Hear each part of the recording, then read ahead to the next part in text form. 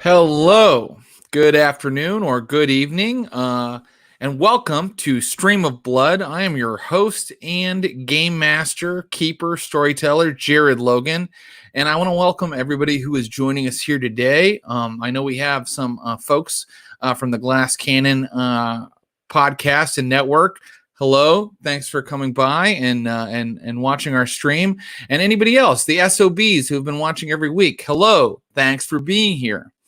You are tuning in to Volume 5 of the Neptune Society, our ongoing Call of Cthulhu campaign set in the 1800s with a rotating cast of incredible players. And today we have a really exciting, really fun adventure planned with some really exciting players. I'm really happy to have the cast that we got today. Before we get into that, we thought it would be a good idea to talk about a little bit what's going on in the world, very briefly. Stream of Blood, it's a horror role-playing game, entertainment, and we're really happy if we can provide like a little bit of escape for people from the very serious issues that everybody is dealing with every day. And we should also mention that the Neptune Society is a Call of Cthulhu game, and Call of Cthulhu is based on the works of H.P. Lovecraft, who, let's be honest, was a virulent and abominable racist even in the time period in which he lived. This is a fact, and we don't condone it or avoid it when we discuss his life or his writings, okay?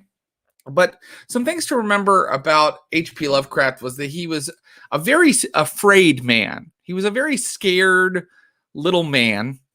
He was afraid of a lot of things. And I think that the people who practice white supremacy are very afraid and scared of how the world might be changing or what their place in the world might be the next day or the day after that. That's not an excuse. It's just I just want to say that before we began with our entertainment, our distraction today, our escape, we wanted to make sure we mentioned that we do not want to foster any kind of ignorance or apathy surrounding the subjects of police brutality, social injustice, systemic racial discrimination.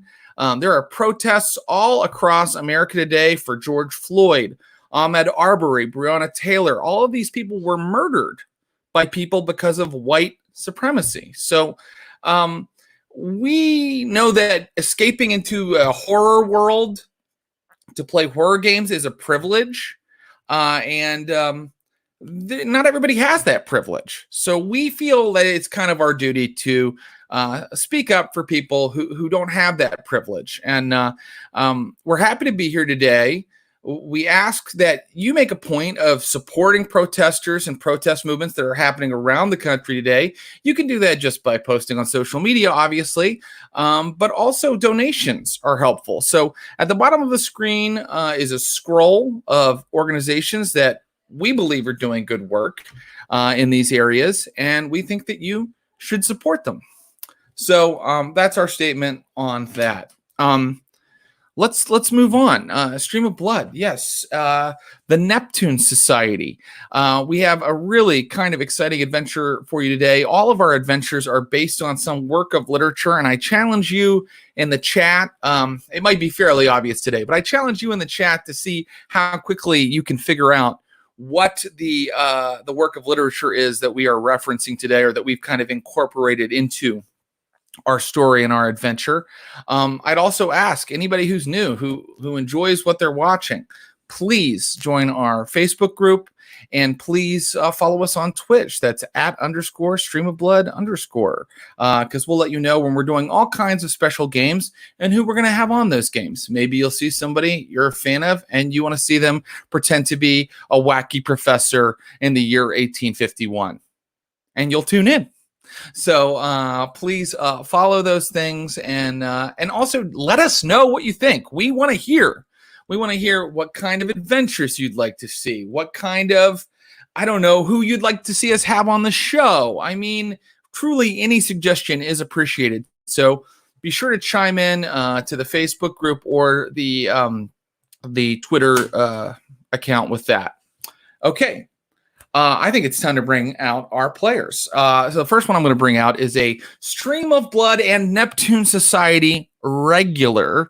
He is an incredible actor, writer, improviser, and he most recently was a writer on the show Mythic Quest Raven's Banquet for the Apple Network, portraying the, let's face it, alcoholic ship surgeon John McCorkadall.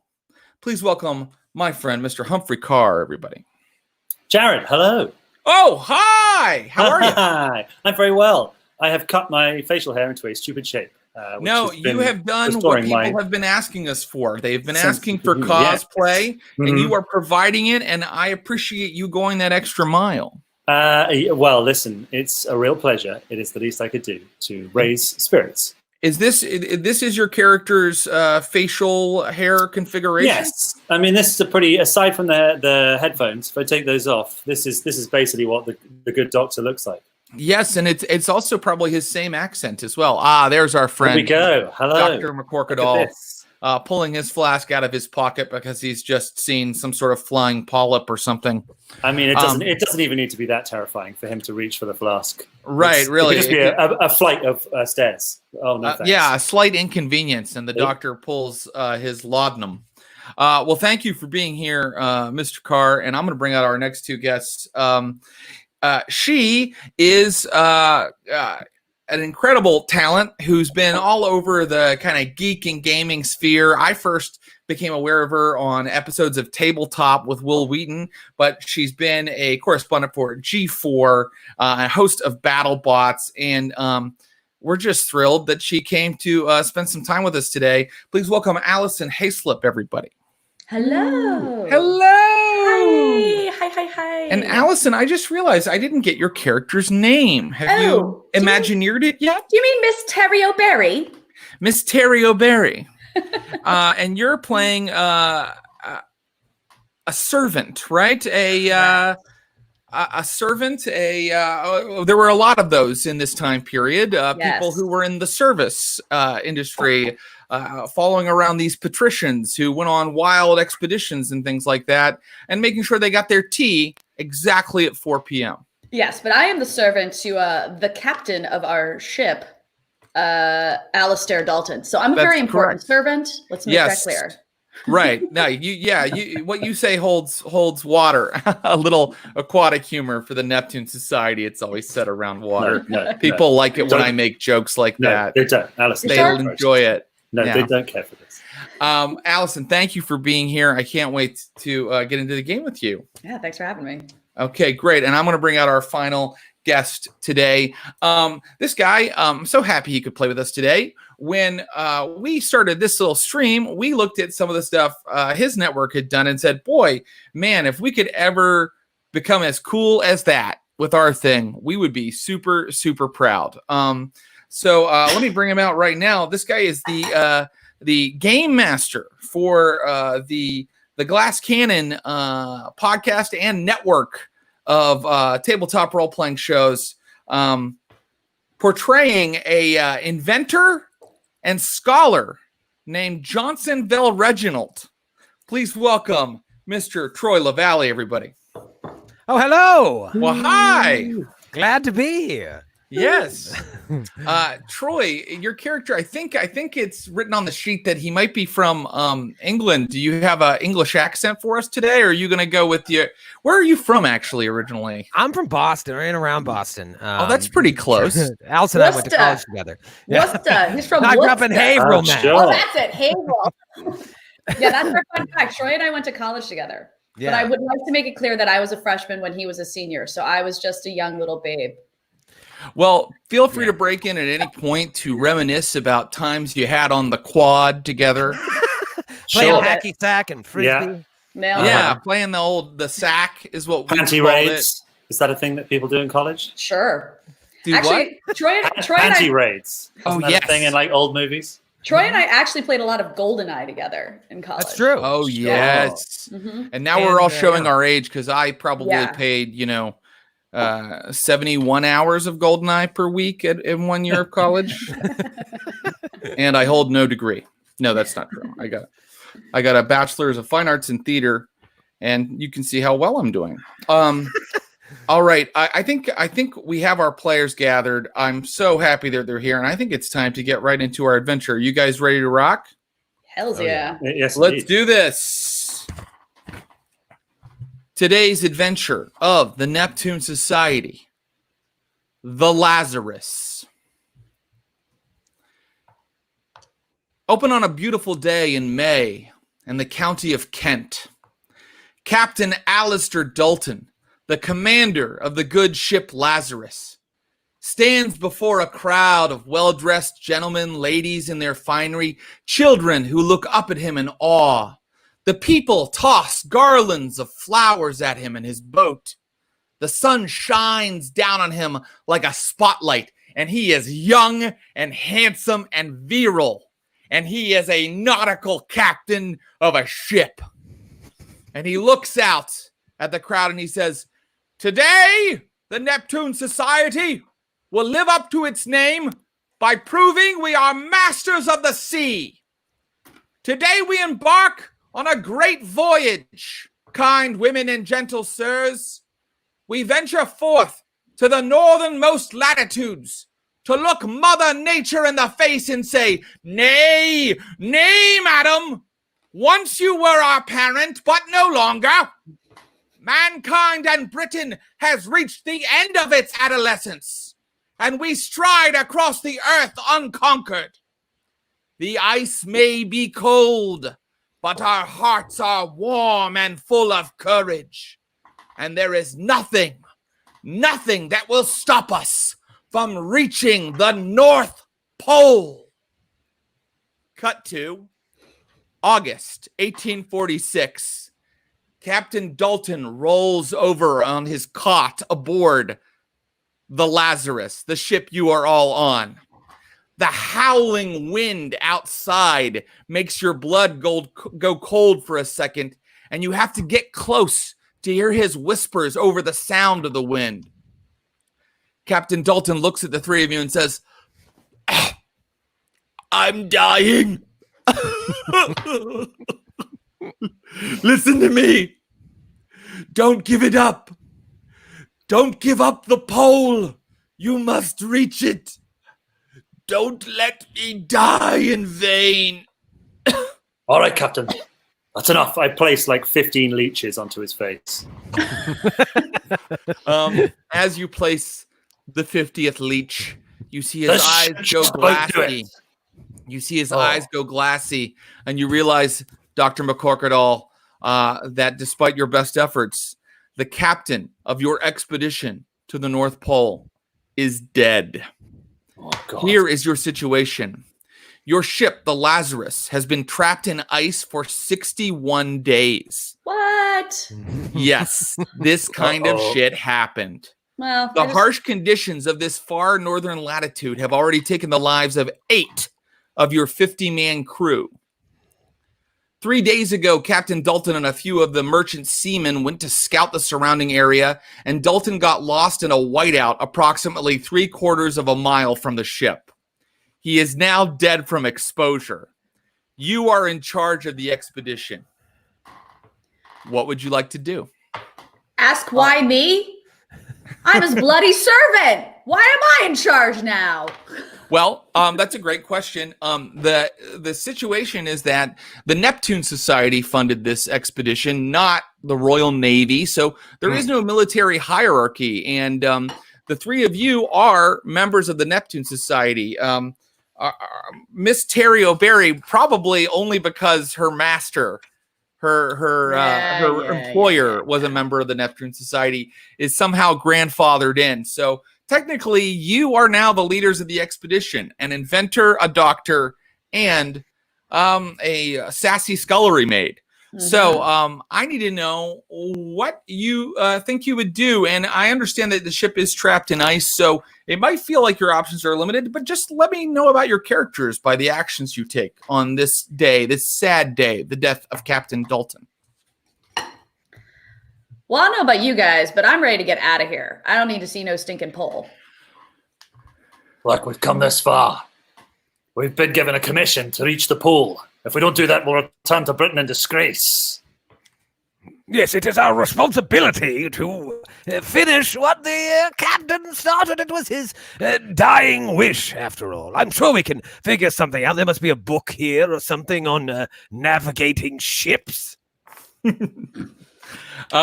certainly are books. You're actually in the surgery, the doctor's kind of rooms right now, where you were watching the captain gasp his last breaths. But there are certainly books up in the captain's cabin on navigating ships. Unfortunately, because the ship is trapped in ice, it's hard to navigate it anywhere. You think you might be a few weeks from the pole, not many, maybe 14 to 20 days from the pole, but the ship will not move and has not moved in 2 months. The wind outside howls horribly.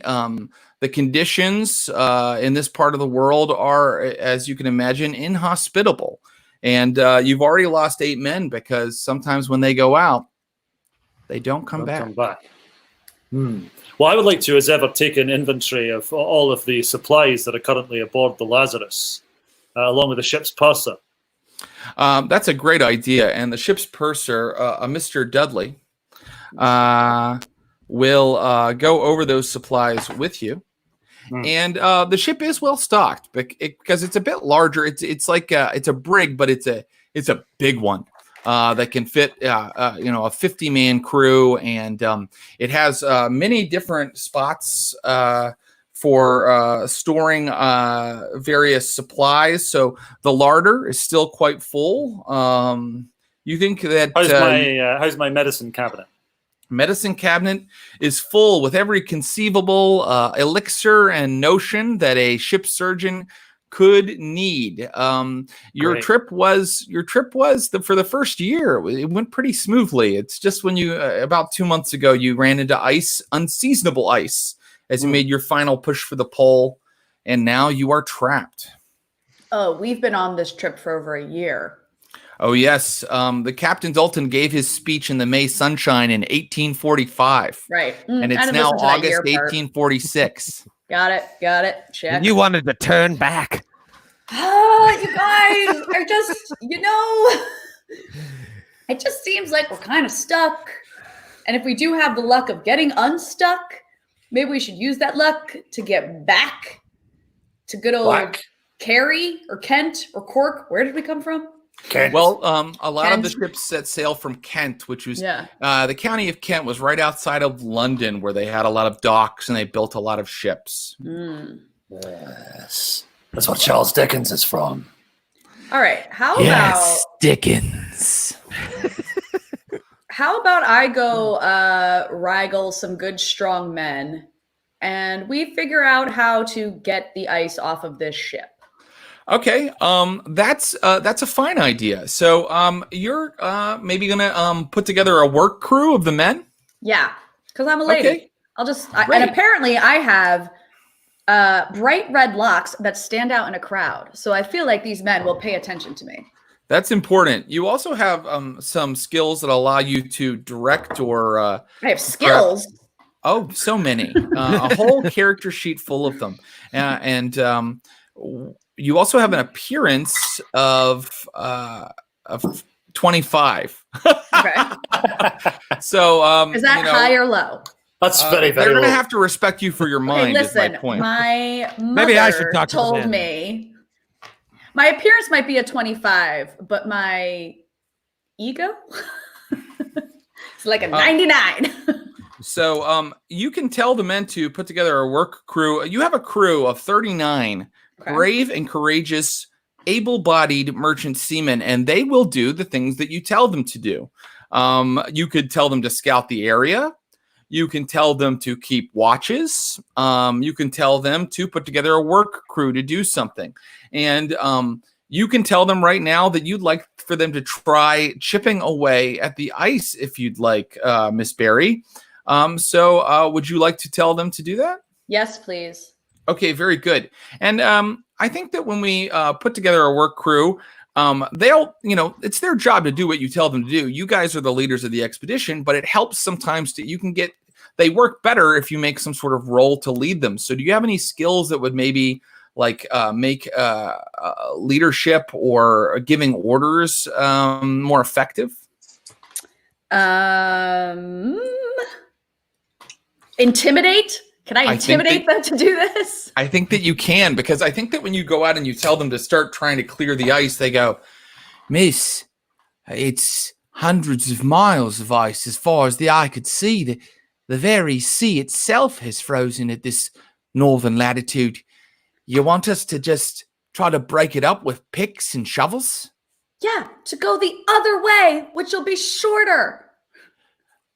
"We're trying to dig a trench south." I mean, no one's arguing with me at this point. They're not. I mean, you may be a servant, but in the culture of the Neptune Society, which was founded by the famous libertine Lord Bartlett, the Neptune Society accepts every race, color, creed, nationality, and gender, and it makes no class distinctions. So if you are a member and they are the people that you hired, you can order them to do this. Would you like to? Yes. Give me that intimidate roll. Wow. Wait, I want to go lower than what I had. That's correct. I rolled a 4. So you critically succeeded, and the doctor and our scholar, Mr. Velreginald, you hear screaming up on the deck, the main deck, as Miss Barry is, excoriates the men to get to work and stop making excuses. And right away, a work crew of like 10 guys. They start like figuring out how to use their limited engineering knowledge and to start like moving ice out of the way. Like they're like, "You're right. We're never going to get anywhere unless we try." And so now they are trying to clear ice from the south end of the ship. And while you are out on the deck, well, first I want to ask, is the doctor or Mr. Velreginald have anything that they'd like to try or that they think that they would do in this situation? I'd like to ask the rest of the men that are the 40 men who are not out on the work party, if any of them served, were any of you in the service? Certainly. So let's see. Actually, 9 men raised their hands. Perfect. Okay, I need you men to set watches of 3 men on a rotating 2 hours on, 2 hours off. All right, we're setting a watch. I want 1 man in the bow, 1 man in the stern, and 1 man in the crow's nest. And I want to fetch me a nice cup of tea. Hope you're not talking to me. I'm leading men. No, not you. I'm so sorry. I'll be right back with that tea. I was talking to the guy who's just like, "Oh, no, I'm so sorry, Mr. Velreginald. You misunderstand. He's not above getting tea for a doctor." Velreginald's such a pushover that he is immediately run to get the tea for the doctor. But what interest does Velreginald have? What would he like to do? Oh, by the way, Dr. McCorkadall, the men immediately pick themselves into watch teams, and they take the positions that you mentioned. Could you give me those positions again? It's one in the bow, 1 in the stern, and 1 in the crow's nest. Bow, stern, and crow's nest. Of course, the traditional positions that the watches would be run on. Yeah, I knew that from my deep knowledge of nautical history. Okay. And now, Troy, what about Mr. Velreginald? After Johnson hands the doctor his tea, he goes over to the side of the boat and looks over at the ice, and he's been staring at it, I imagine, for the past few days as the captain continued to deteriorate. And he's wondering if there's some sort of alchemical thing he could create, because he's a known chemist back home that he could perhaps use to melt the ice. Might be a bomb that he throws out there, but he doesn't want to do anything that's could backfire and hurt the ship, but something that could speed up the melting. Well, I think that's a really interesting idea. I want 2 things to happen. First of all, I want you to give me a spot hidden roll, because you've described yourself as looking out at the ice, out beyond the ship. Give me one of those. Okay, what is that? How does that work? Oh, very good. You're going to roll a D100 roll, and you're going to try to make it go. You want the roll to come out below your spot hidden skill. Oh, I see. Spot hidden. Mm-hmm. Okay. No. I went over with a Quite 60. all right. Don't worry about that then. That is a clue you don't have and maybe don't need. You can look into maybe creating some sort of chemical solution to this ice. It's going to take you a number of hours. I want you to go down to where maybe your stateroom in the ship, because you'll need to be able to work with your books and your various tools. And you're going to make a chemistry roll for me. Okay. And I know that in order for you to come up with some sort of way to free the ship, it's going to be an extreme chemistry roll. Possible, but not easy. And you can see on your sheet that there are two little numbers beside the main number for your skill. The top one is if I ever say it's a hard difficulty, you have to roll under that. And extreme is the one below that. If I ever say it's extreme, you have to roll below that. The one that's basically impossible. Right. It's basically impossible, but you never know. Right? Maybe today's my lucky day. No. I rolled a solid 4, so I did a good deed for the doctor. Perhaps karma will pay me back with a bomb. Possible. No, I rolled 83. Okay. Had to get lower than a 9. Almost made it. I will say that because you are a scientist, the more you work on this, the easier it may become. Things are not always immediately apparent. Science requires a lot of trial and error, putting nose to grindstone. So if you want to try to take that action again, it may slowly, or you may have a breakthrough at some point. Okay. But suffice to say that for now, Dr. McCorkadall has set watches. Miss Barry has the crew putting their backs into it, while Mr. Vel Reginald has gone below and worked out the problem of perhaps an alchemical solution to the ice. And because you set watches, something might happen. Oh dear. Let's see here. Yeah. 1 second. In fact, no, nothing. Nothing happens the first good day. matching. Always exciting in a role-playing game when nothing happens. That's ideal for us. Yes. So, but something must happen, which is that. Let me look at the cold. The weather can change at the drop of a hat, as you all well know. And it is the thing that has put you in this situation to begin with. So, yes, let's see. No change in the weather. It remains cold, very cold. But as long as you stay on the ship, there's no danger of exposure. And I can tell you also that as night falls, you are reminded once again that this is the time of the midnight sun in the far north. And the disorienting effect of just sort of a perpetual twilight and not full night falling over the ship makes you all sort of perhaps homesick for England or any place that follows the normal laws of physics and planetary bodies. Okay. May I ask if can I do my rounds and just check that all the men, there's not too much bad frostbite or anything like that? I think that you may. Yeah, that's a great idea. Do your rounds. Okay. And while you're doing that, why don't you take a psychology check as you talk to the men and see how they're doing? I will, certainly. I've only got a 19 in psychology. Let's see how this goes. Mm-hmm. 72. They are as well as can be expected. They're in fine spirits. They're good British sailors, and yes. Nothing phases them whatsoever. Dr. McCorkadall, you may make a spot hidden check as you walk about the deck out here. Certainly. First of all, can I say that also while I was down in the cockpit, which, as we previously established on the show, is the place where the surgeon does his work on board the ship. Yes, the cockpit, yes. Yes, that's right. I'd also like to inject a solution of 50% laudanum, 50% heroin directly into my arm. Oh, okay. Great. That should help solving the adventure. Listen, that's what my character does. He's got an MO, and that is shooting up heroin. You do that. You do, in fact, that. Great. I feel fan-fucking-tastic. Yes, you do. Go ahead and you know what? Because you You feel so incredible. You feel warm, at least, even out here on the deck in your heavy furs and your heavy outdoor wear.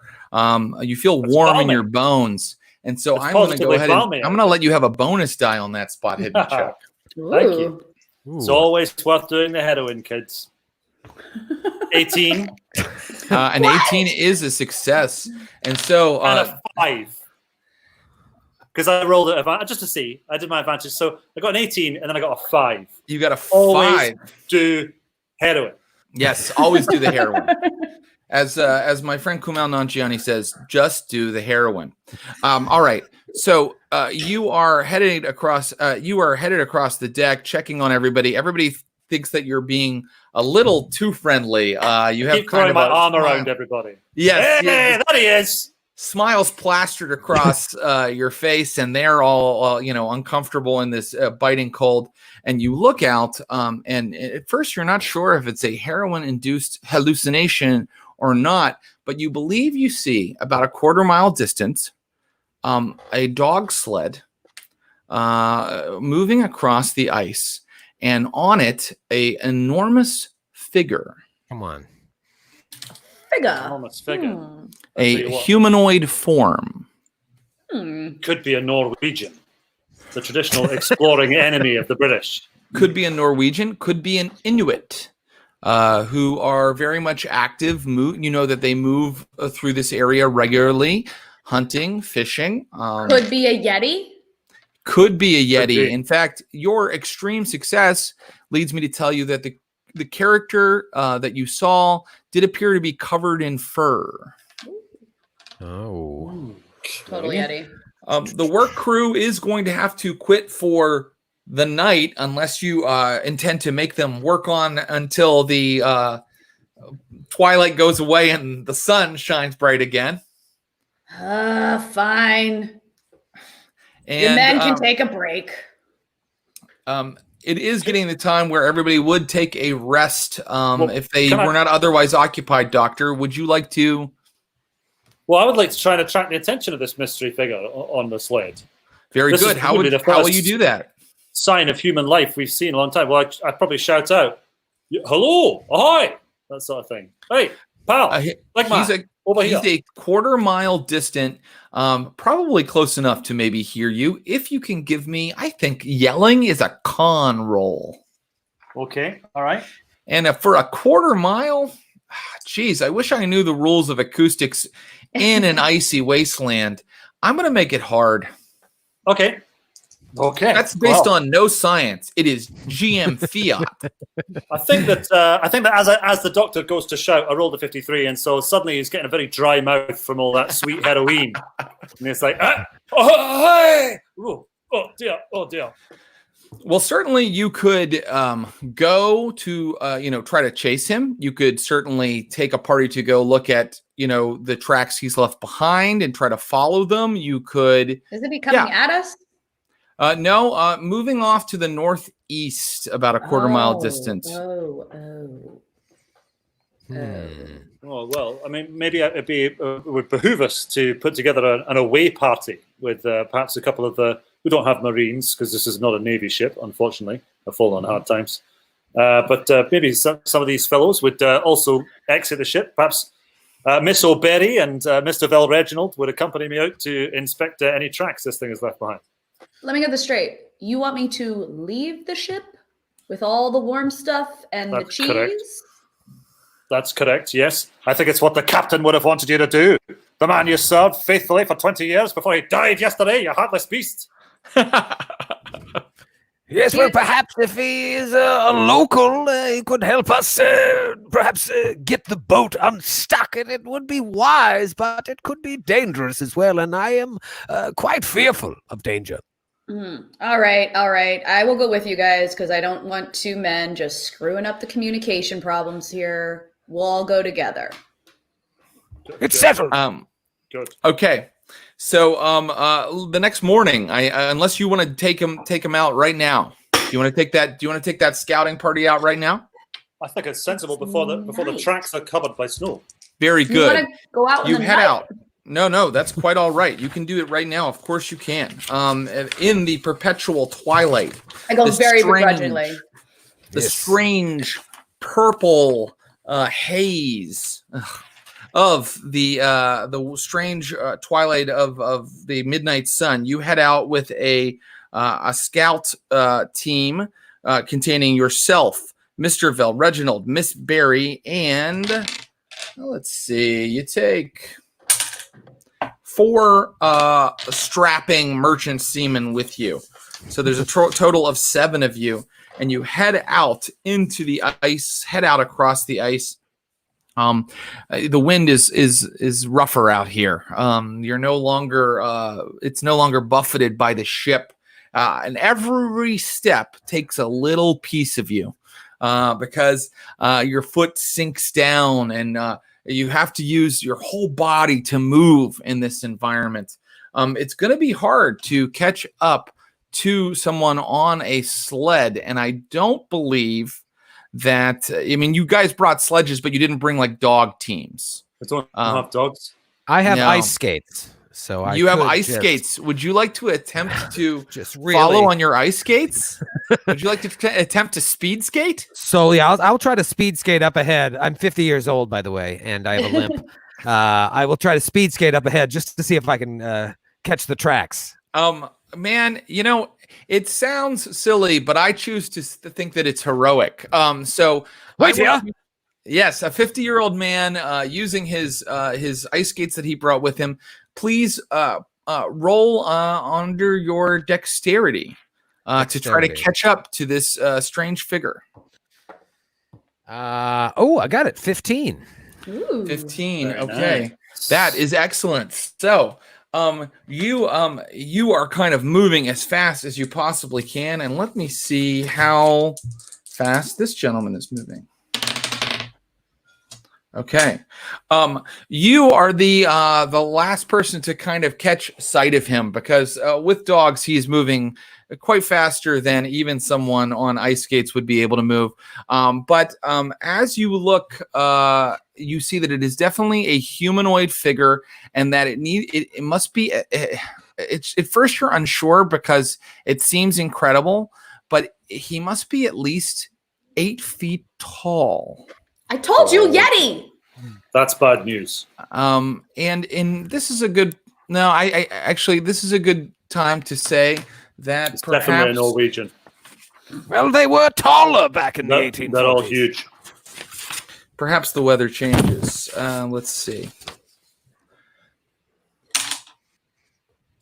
No, your weather holds. So it is still just cold outside. There are tracks. There are tracks leading in the direction that he went and leading far behind him. So you guys could follow them either way, and you could continue on your journey into the next day, kind of trying to catch up with him. Would you like to do that? Do we want to see where he's going or where he's come from? That's a good question. Ooh, that's a real good question. Do we want to meet up with the 8-foot figure? Or That's a good question. Who knows? Maybe he's comes from a whole species of giant 8-foot men who are adept at freeing ships from being trapped in the ice. yeah, and listen, if they're as hairy as they appear to be, maybe my appearance will go up significantly to them. Right. So let's go find these 8-foot men, guys. Yes, it's the only rational decision. Certainly, strategically and tactically, it would be a mistake to allow this giant, hairy man to have free reign over this area whilst we sleep unknowingly on the ship. You're going after him then. Yeah. I believe so. Excellent. Okay, great. You travel enough hours that I need you all to make a con roll. Oh dear. Oh, no, not even. Man, I even have high con. And Once again, with the sting of the brown hornet coursing through my veins, I am immune to the dangers of the cold. Nicely done. So if you failed your con roll, that's Miss Barry and Mr. Vel Reginald. Did you fail your con roll? No, 34.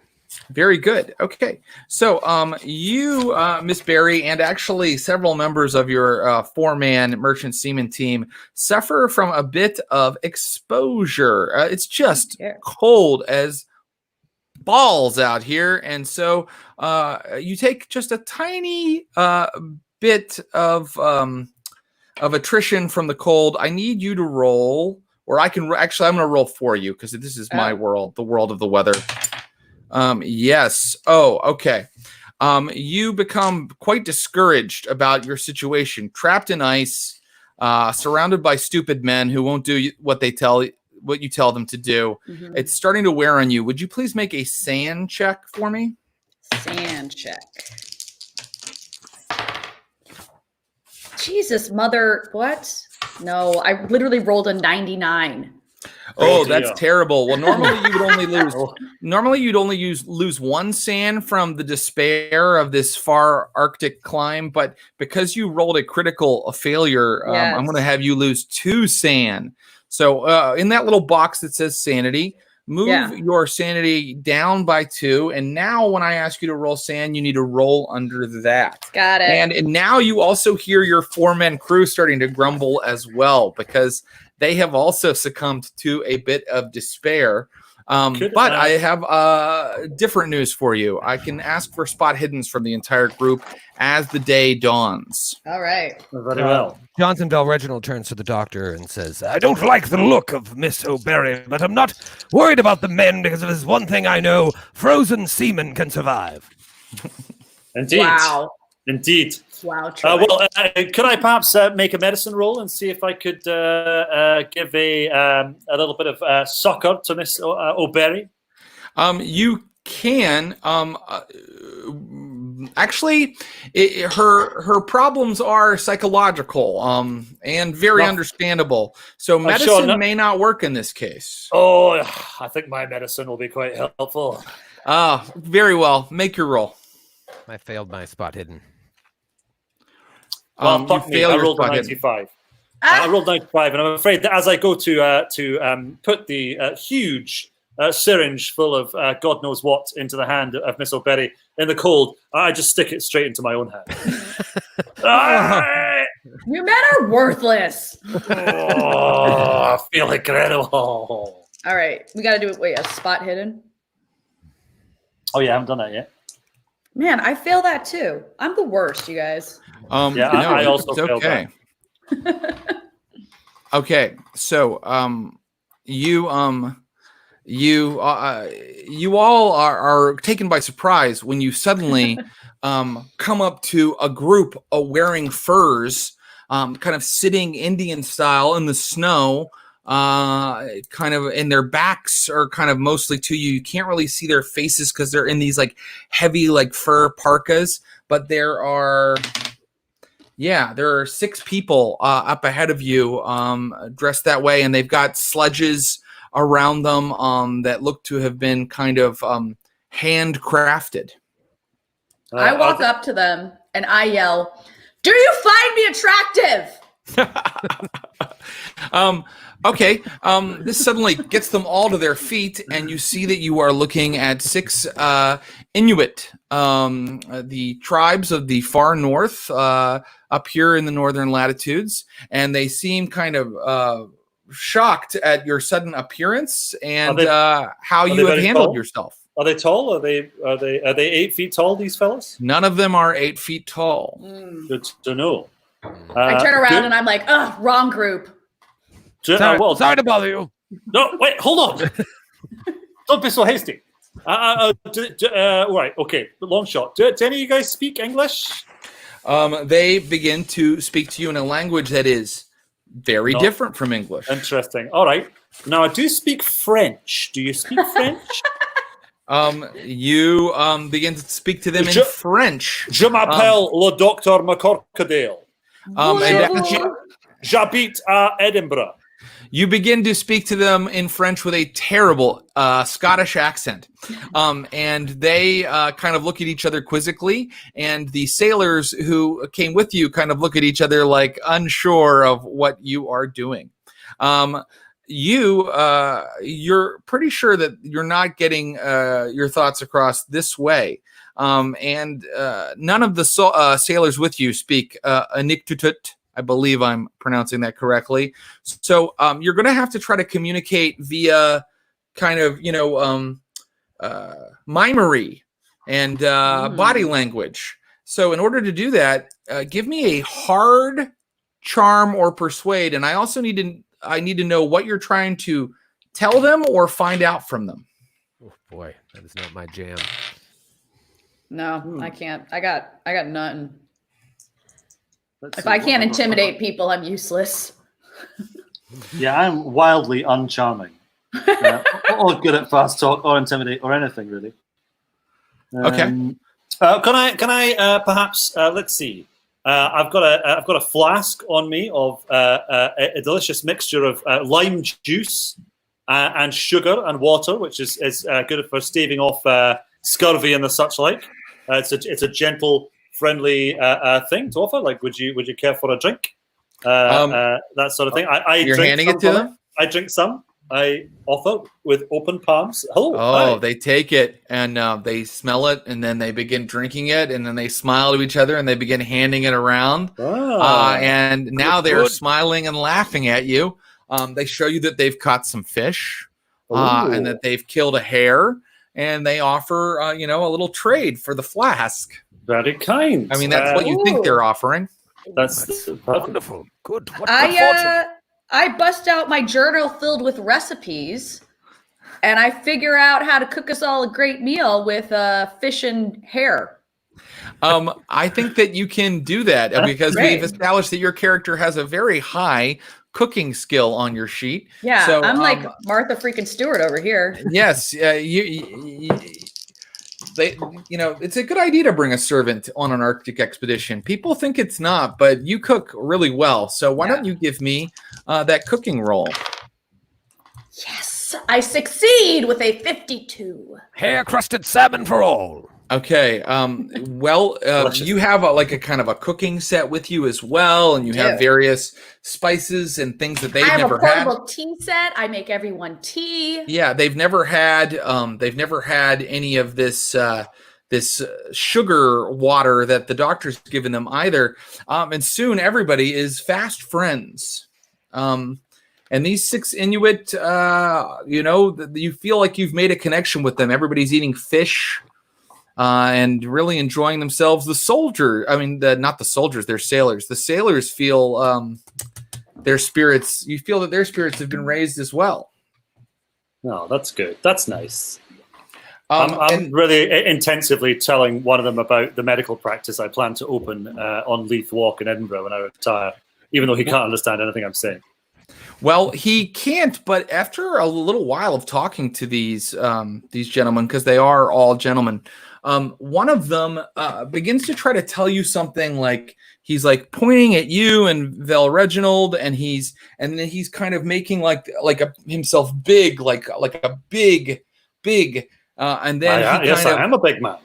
Yeah. First word, 2 syllables. Yes, and then he kind of says like one direction, and then he says back the other way, back, kind of points, back the way the tracks came from as well. Perhaps they're talking of this behemoth that we saw from the boat. Well, do any of you have the ability to draw? Do either of you drafts people of any great skill? No. I was wondering if we could draw this figure in the snow. I'm a very good listener, though.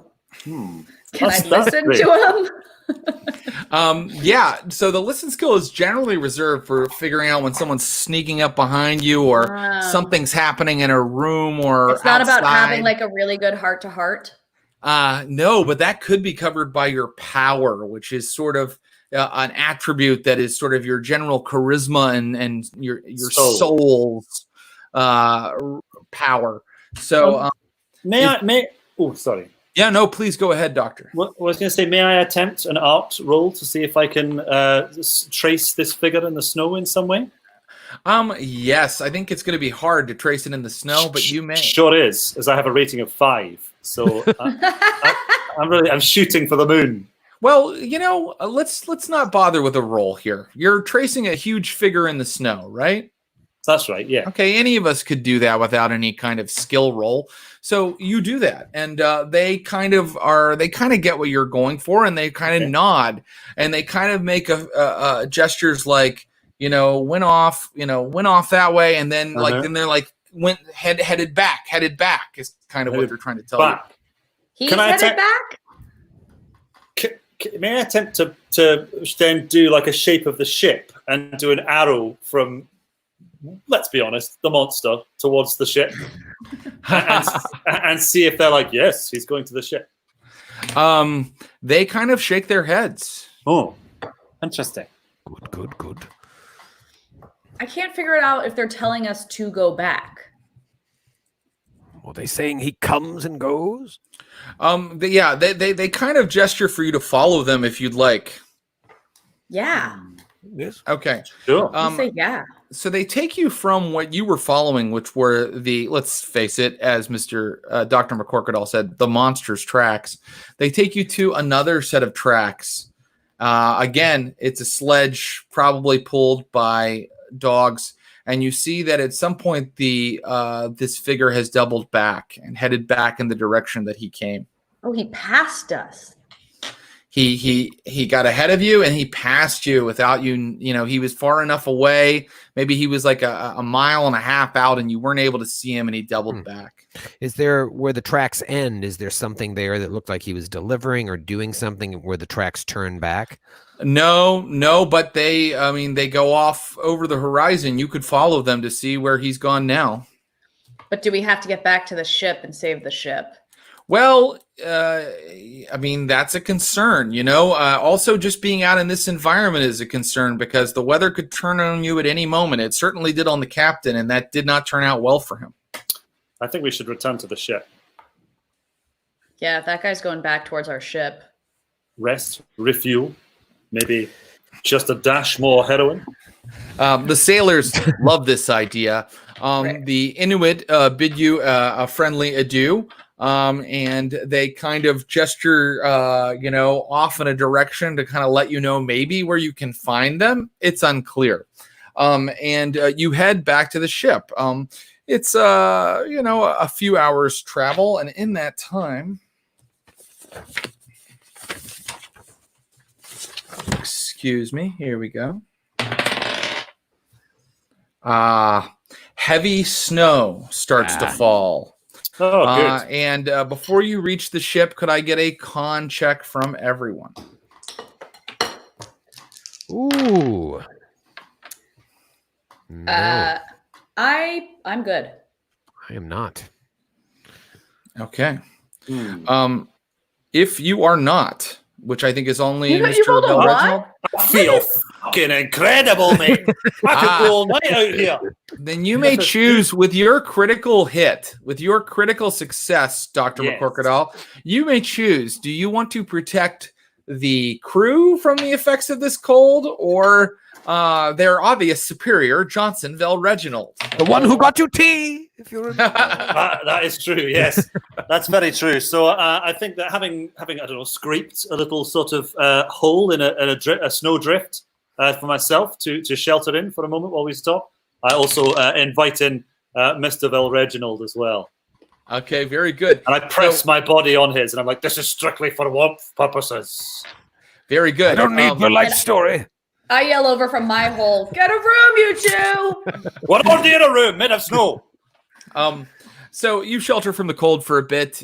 You warm yourselves up, and the doctor, with his critical success, has done his job of keeping his crew alive and well, his expedition leaders alive and well. And so soon you do arrive back at the ship, none the worse for wear, but the weather is now snowing heavily, and conditions are a bit harder. Those con rolls will come more regularly as long as these conditions hold.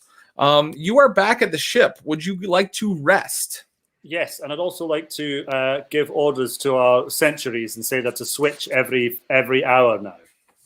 Right. They make a sign that they have understood you, and you see them begin to switch their watch. Okay. A third day doesn't dawn. A third day makes a slight change in hue to the sky. You're all alive and well again, and you can do something today now that you have rested. Has anybody? No one has lost HP, so there's no need to heal any HP. Just let me know what you'd like to do on this third day out in the vast icy wasteland. I'll go back out onto the deck of the ship and just take a look around to see if we have any remnants of our tall friend out there. Very good. So you're investigating to see if anybody has been aboard the ship that shouldn't be. And what you can do is you can give me a spot hidden to look around for signs of that. Oh yeah, I see. I got a 43. Miss Barry, it's your job to make sure everything's in its place, and everything, insofar as you can tell, is where it belongs. No one has been rifling through anything or moving things about. Good. Ship shape. Just how I like my ships. And Bristol fashion. It's a weird naval term. So, you make that investigation. Would anybody else like to do anything? Would you like to send out the work crew again? Would you like to send out a scouting party? Would you like to go with them? Would you like to work on your alchemical formula some more, Mr. Vel Reginald? I think Vel Reginald realizes that it's going to take too long to try and figure that out. But now that we've been out there, maybe it's speed and catching up with this thing that's important. I have a pretty decent carpentry skill. I'm wondering if I can try and fashion some sort of sled for us that'll help us make better time in trying to catch up with this guy. I think that's a cool idea, and I think you should roll your carpentry skill. Just barely 58 out of 60. And I'm going to say it takes you only 3 hours, which is an incredible time to create out of extra carpenter's materials that were available on the ship, a kind of sleek, improved design on the sledge you guys have been dragging about. And if you could get some dogs attached, that thing would really move. But you guys did not bring dogs with you, or perhaps they all died earlier in the voyage. And that's a whole other session we could do. That's real horror. That's real horror. Yes. Perhaps our Inuit friends could lend us some dogs, or we could trade them something for their dogs. They have over 7 words for snow. I just realized that you guys ate some of the dogs on day 45. Hold on. Trapped in the wait ice. a second. You told us we had pretty good supplies. I know, because that's what you put in the larder. To eat the dogs. Well, hindsight is 2020. Listen, I had a really good recipe in my journal. I had to try it out. Yes, Miss Berry can make anything work on a human palate. Also, in retrospect, a mistake to bring exclusively pug dogs. Not very good for pulling sleds. No. Delicious. No. Yeah, I mean, good with a little bit of oil. All right, so you have created something that will help you make better time out on the ice. Anybody else have something that they would like to do?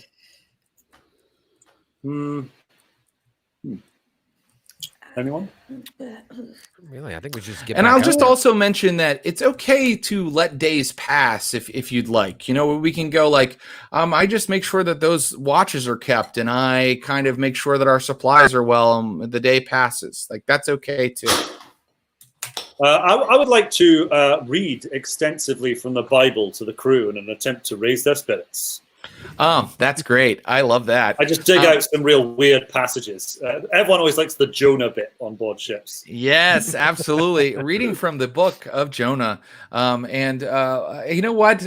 I'm going to say, since we've already established Dr. McCorkadell is not a persuasive guy or a guy with a lot of personal magnetism, he can just use own language of English to try to really give the King James Bible the emphasis it needs. Let me just put these in the correct order. 99. Not very good. Ooh. Yeah, I critically failed in my attempts to read a good chunk from the Bible.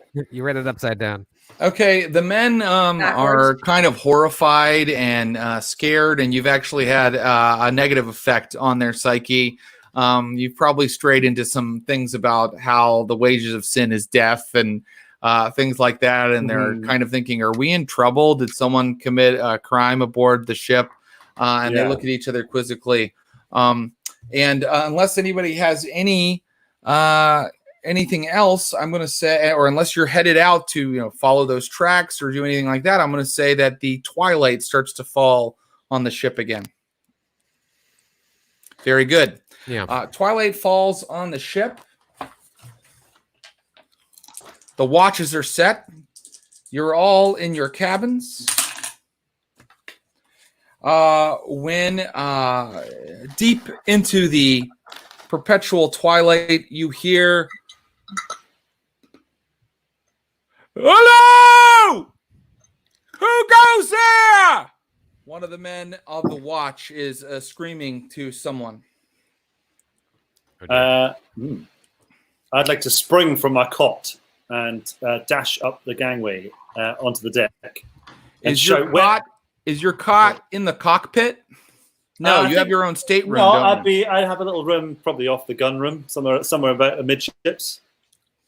Very good. You spring from your cot. You run as fast as you can. What about my other two players?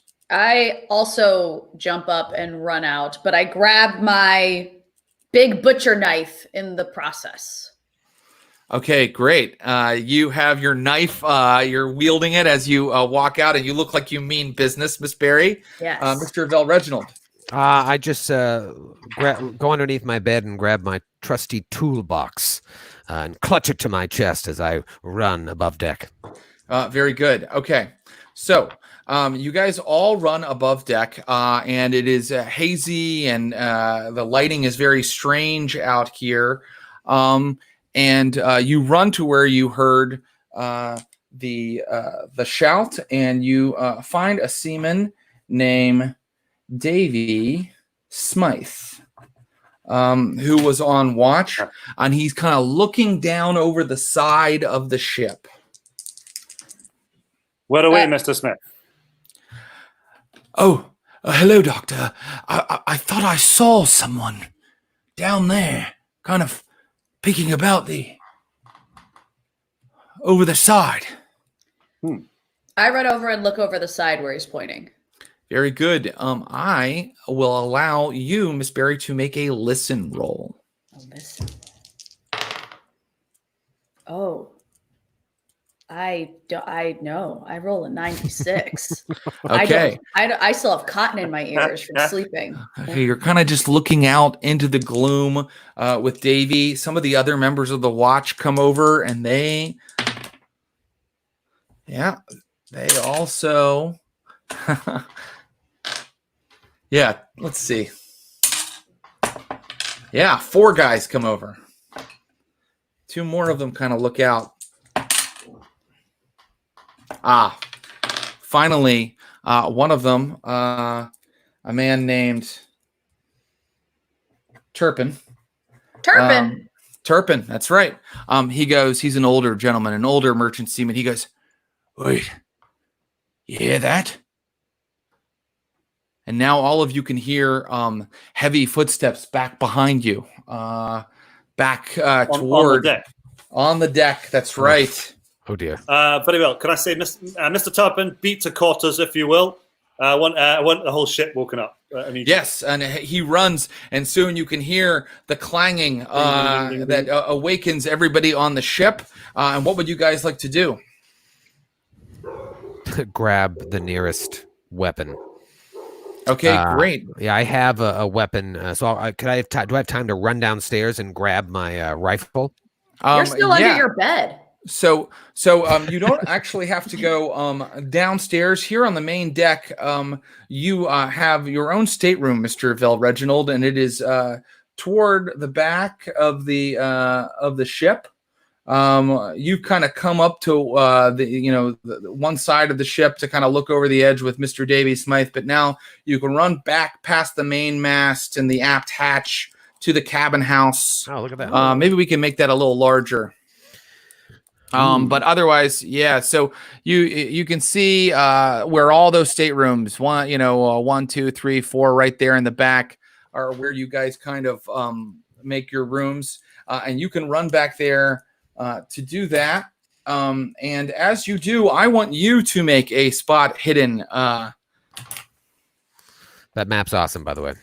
Yeah. Yes. It was so awesome it distracted me from my listen check, and I rolled a 74. Very good. Doctor and Miss Berry, what are you doing? Well, after you, Miss Berry. I very quickly sort of dodge up to hide behind a chest or a box or whatever is like right off to the side of the ship. So I'm off to the side, but like a little closer to where this guy's coming. And I'm like ducked behind it.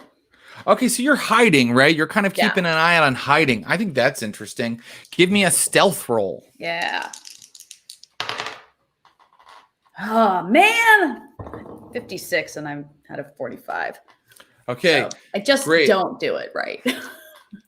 Great. Well, I mean, maybe you're like, there's really not a great place to hide here. You know, Miss Berry. I try to hide behind a thing of rope, and I realize I'm bigger than the pile of rope. Right. She was raised on the streets, so she knows where a good hiding place is, and she hasn't found one. But what I can tell you is that as Mr. Vel Reginald pulls, what weapon were you pulling from your quarters? A Hall carbine rifle. Yes, as you pull your Hall carbine rifle, and as Miss Berry hides, the person that she is hiding from or hiding to watch, to try to see, also failed their role to realize that anybody was there or that it was a bad route to take. And a huge figure suddenly appears on deck away from where the rest of the crew are coming up out of their quarters below and where Dr. McCorkadall is kind of supervising them. A huge fur-covered figure, and that figure is holding a body over its shoulder. Whoa. Oh. And that figure is now starting to step over the side of the ship back down to the ice, apparently going to leap down to the ice. And it has a body over its shoulder. Miss Berry, what would you like to do? I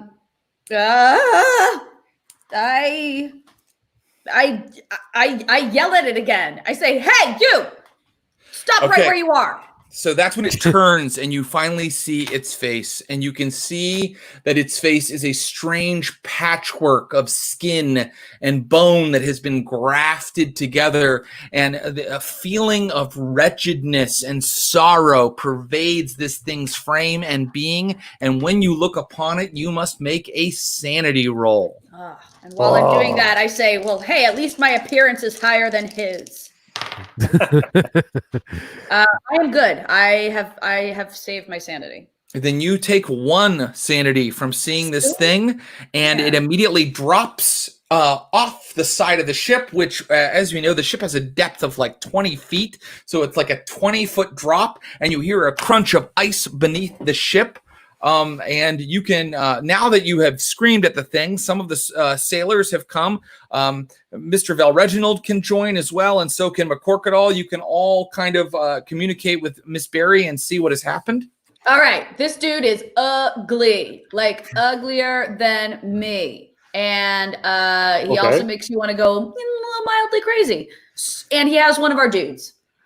He, in fact, you can see through the perpetual gloom that he is heading across the ice with a body over his arm that is wrapped in sheets. Everyone, hop aboard my sled. Great. Great. You're preparing to give chase. Is that correct? I think so. Yeah. Okay. And you guys are going to take. Yes. Okay. So are you taking sailors with you, or is it just the 3 of you? Oh, you bet we're taking sailors with us. The sailors shall pull the sled. Okay, great. The sailors, 6 sailors join you immediately, and these sailors are armed with flintlocks and blunderbusses, ladies and gentlemen.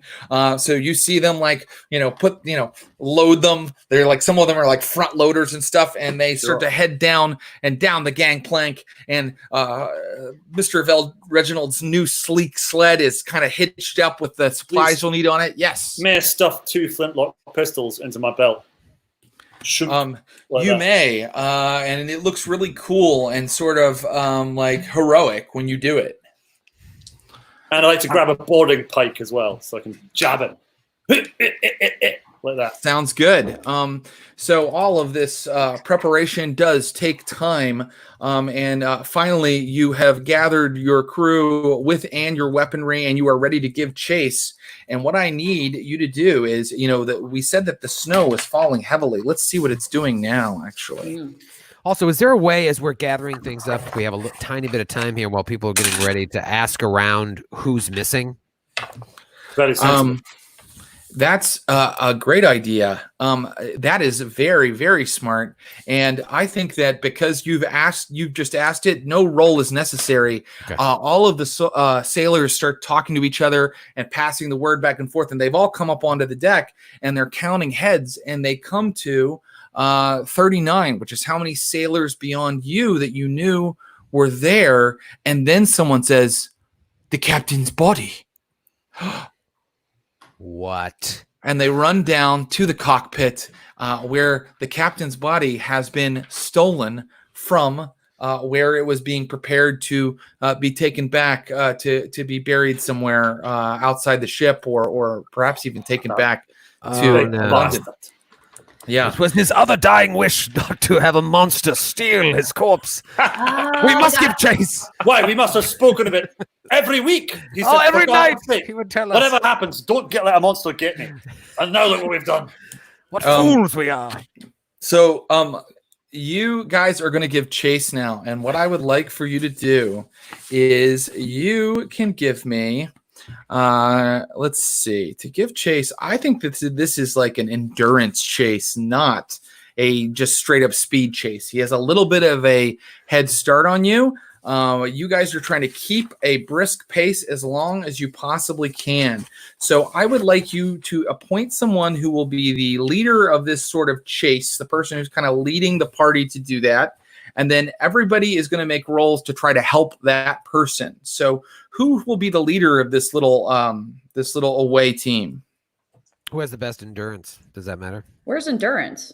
It is your constitution. You'll be trying to roll under that as a test of your endurance. Got it. I am a 60. I'm 70. 65. It sounds like it's you, Mr. Reginald. Yes. Before we start, could I perhaps issue a tot of rum to the men? And the men, even though they are merchant seamen and not soldiers, you can tell their blood is up as they take a sip of rum and cock their pistols. Oh, they're excited to give chase to this monster that's stolen the body of their captain, their leader, their hero, Alistair Dalton. Oh, this guy will pay. This unchristian heathen monster will pay. Yeah, there's also like a pint of laudanum mixed in amongst the 10 pints of rum that I've just dished out to everybody. That'll keep the cold off. That will definitely keep the cold off. So I'm going to go ahead, and for all of that, I'm going to give them a bonus die to their little attempt to good lads to keep their pace up. So shall we do this? Here's what's going to happen. You guys all head off under the ice, and I think that I need a Constitution roll from Dr. McCorkadall, Miss Barry, and I'm going to make it for the men. Shit. Oh, that yes. went bad. Oh God. Okay, and how did it go for Miss Barry? Great. I rolled a 4. Oh, that's so good Mm-hmm. that I'm going to rule that you cancel out the one of the crew made a terrible Constitution roll. Maybe they had a little too much rum. Mm-hmm. What? Yeah, very possible. I just gave him a quick smack across the face to wake him up. Yeah. No, you're like screaming at them like, Yeah. quit lagging behind. Come on, let's For go. the captain! I'm afraid I rolled a 98 as well, so I didn't do very well. Oh, that's very I think bad. once I dished out my laudanum to everybody, I got to the end. I was like, oh. Well, I want to give a penalty die to Mr. Reginald, but then I remembered that he specifically created a sled that would allow you to move everything more easily and with more speed. So I'm not going to give him a penalty die to this final roll from Mr. Reginald to lead this away party. Please roll under your Constitution. 50. And that is under your constitution. It is, yeah. Very good. So I'm going to say that you guys really haul ass, and it's thanks to Mr. Vel Reginald, who kind of keeps you on task, Miss Barry, who keeps you on task. The doctor and the crew have had a little too much rum, but at least they're not feeling the feelings of the cold. So you think that you're keeping pace with the thing, that it can't be far ahead of you, and you keep finding tracks in the snow, in fact, and in the ice that let you know that it's got to be nearby. The tracks are fresh. And that's when the snow gets so heavy that it becomes a whiteout. Suddenly, the wind is blowing so hard and the snow is so thick that you can only see like 5 feet in front of you. And I would like another con roll from each of our principal players, please. I'm good. 15. 35. Larry Bird, 33. You guys are kicking ass. So you take no damage from exposure from this new unwelcome change in the weather, but it is making seeing things very difficult, and you're having trouble finding the tracks anymore. And so I need a hard listen roll from everybody. Shout it listening. No, I hear nothing. I didn't take that cotton out of my ears yet. No. Well, the reason it's hard is because when the snow starts falling this thick, it can be very difficult to hear anything. It muffles all the sound. How's it going there, McCorkadall? How'd you do? What? I can't hear anything. Great. And I hear a faint buzzing. It's putting a lot of time. Yeah. And Mr. Vel Reginald, did you hear anything? I know. I can't hear a thing. So does anybody else have any other plan for making sure that the expedition, this away team, doesn't end in failure, that they somehow retrieve the body of their captain? Does anybody have any ideas? Yeah, We got this. We got Because we this. can't see anything. Perhaps my knowledge of natural world would allow me to realize that you can get a sense of which ways, depending on the prevailing winds in this area this time of year. Hey, you know what? That sounds great. Give me a natural world roll. Suddenly. Fuck me. Ragged. Now, you guys know that you can push a yes. failed roll. That's what I'll do. Right. So this feels like an important one. So I'd like you to push that failed roll. That means you roll again.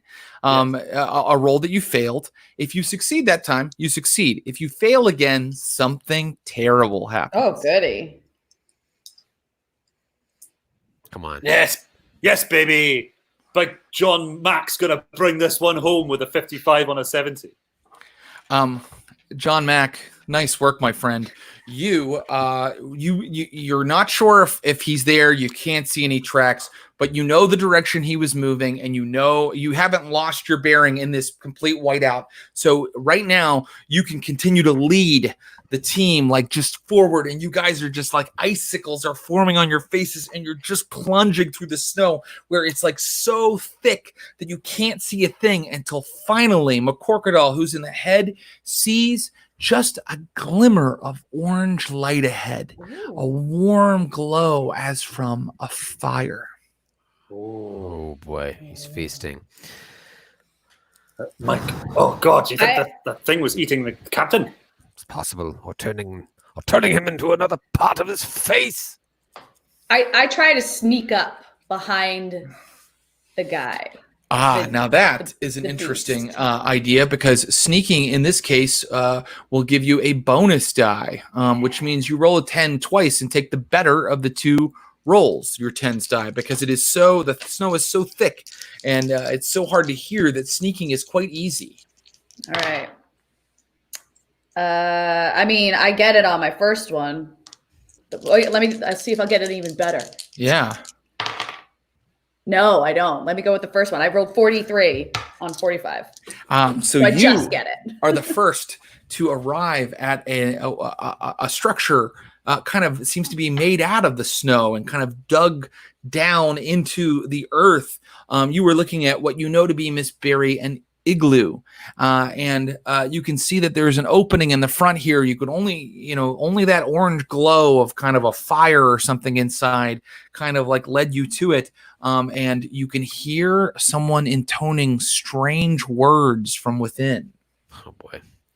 Would you like to look inside? Yeah.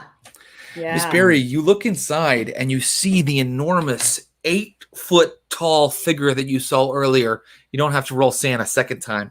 Hunched over the body of the captain, and he's reading words out of a strange book.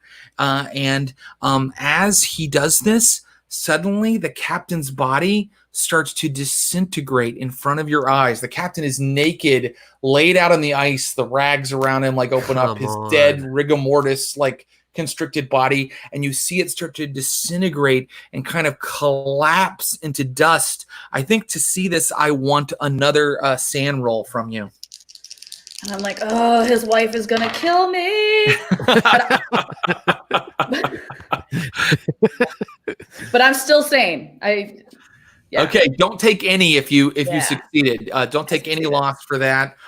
You can continue to watch, or you can bring the rest of your party here. No one is aware that you are here, so you can go in and act, or you could kind of, holler for the rest of your party to come, or go and grab them and bring them back. You know the way now.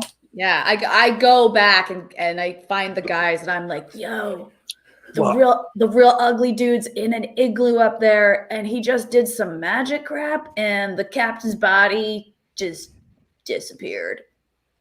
What? Like he put a sheet over it and then he went. No, Wahoo, it's just no. gone. I see. Just gone. The sailors are like, he's a demon.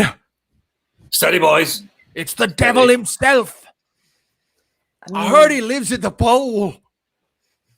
Where did you hear that? He said it. And the other guy's like, I said this it. This guy's an idiot. He's an idiot. Don't listen to him. You said it in your bad Bible reading. Okay. Right. Sorry. Yes, exactly. Thank you. Yes, Alison. And the snow is falling so heavily that if action isn't taken soon, the very unfair keeper is probably going to make everybody make another con roll. So what do you do? I think we rush up and save the day. Save it from what? The captain's already dead and gone. Carbine rifle. Okay, great. Everybody rushes up. The entrance to this igloo, you can kind of look down inside, but unfortunately, it's like only one person can kind of crawl in at a time. So Miss Berry was able to kind of kneel down and get a look inside, but I need to know how you're going to go about attacking or getting inside. Oh wait, what if I try and I failed to break the ice earlier? Story-wise now, he's been thinking about this. It's been really, he's like, there's got to be a way that I can break that. Wait a minute, I have a breakthrough. And I will try and create some sort of bomb to melt the igloo fast. I think that's what happens. And I think that you start mixing various chemicals and things out of your pack.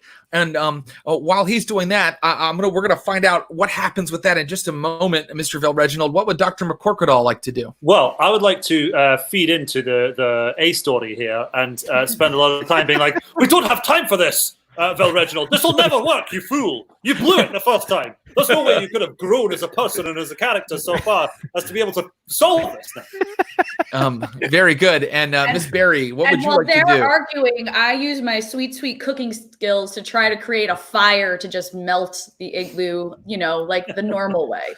Okay. Your cooking skills, I'm going to need you to do that at I think a hard difficulty. All right. Yeah. Oh, I fail that miserably. Okay, yeah. So Miss Berry and the sailors are trying to get a torch lit or something, but the incredible whiteout conditions are it just won't go. It just won't light. And so, yes, a chemical solution may be the only way. Roll chemistry for me, Mr. Reginald. Just put the red wire here. This will never work, I tell you. All right. I failed, but I have to push myself. I think you have to push the roll. Yeah. So close. It's so close. You can spend luck. That's true. Oh, yeah. How does luck work? So you would spend points of luck, Mhm. and you need to spend enough points that every point you spend adds to your skill for just that roll, and you need to spend enough that your roll would be under it. So if you had a skill of 30 and you spent 10 luck points, you'd have a temporary skill of 40. Okay. So I have 83 luck. That's So a lot. So I could spend. I have a house rule. I don't let people spend more before? than 10 on a roll because I think that no one is lucky to the tune of 50 points of luck. So, all right, I'll max out then. I'll spend the 10. Yeah. And does that give you a success? Let's see. Oh, and you're pushing. Good idea. Okay, go for it. 25. Yeah. You idiot! This will never work. Oh, wait a second. You synthesize like this beaker of liquid that you think will have a chemical heating reaction that will melt. If you hit it in the right place, it'll melt the igloo and make the structure fall down around these guys. This guy. So, are you ready to try that? Oh yeah. Okay. You pour your mixture onto the igloo. Immediately, there's like a bubbling kind of effect. And then there's like, even in this whiteout, you can see that there's like wisps of smoke coming off of your chemical mixture. And suddenly the entire igloo starts to drip. And then it just starts to kind of fall apart like cake in the oven that didn't rise correctly. I'm happy with that metaphor. And then what you see as it pours away is that the 8-foot-tall creature begins to rise in the middle of this furious blizzard, and beneath him he has collected in a huge pan over this fire, like this pile of like bluish gray dust, and that bluish gray dust begins to bubble as well, and suddenly like a strange thing happens, like bloody, like kind of like tendrils start to pull themselves out of this pile of grayish blue sand, and you are all horrified to see an eye open in that pile of detritus. It is truly horrible, and I need sand rolls from everybody, and I'm going to make one for the crew here. I'm going to make one for myself. Oh, they fail big time. I see this shit every other day. I am fine. You lose one for this. Yeah. I failed. Okay. You failed. So if you failed, I want you to take, I'm going to roll it for you. You're going to take 1d8 sanity loss. Oh, gosh. You have taken 6 sanity loss, Mr. Velreginald. How'd you do, McCorkadal? I rolled an 8 because you succeeded. So Johnny Mac ain't afraid of no pile of fucking dust. If you succeeded, you only take 1 sanity loss for this. But Mr. Velreginald, you something fun has happened. At least it's fun for keepers. When you lose 5 or more sanity points from 1 sanity roll, you must make an idea roll. You want to fail that idea roll. The idea roll is just rolling your intelligence, by the way. You want to fail that intelligence roll, because if you succeed, you understand what you have seen and you go temporarily insane. Oh, I think the stream wins either way. Yes, I think it's true. I succeeded. That's so I rolled bad. a 34.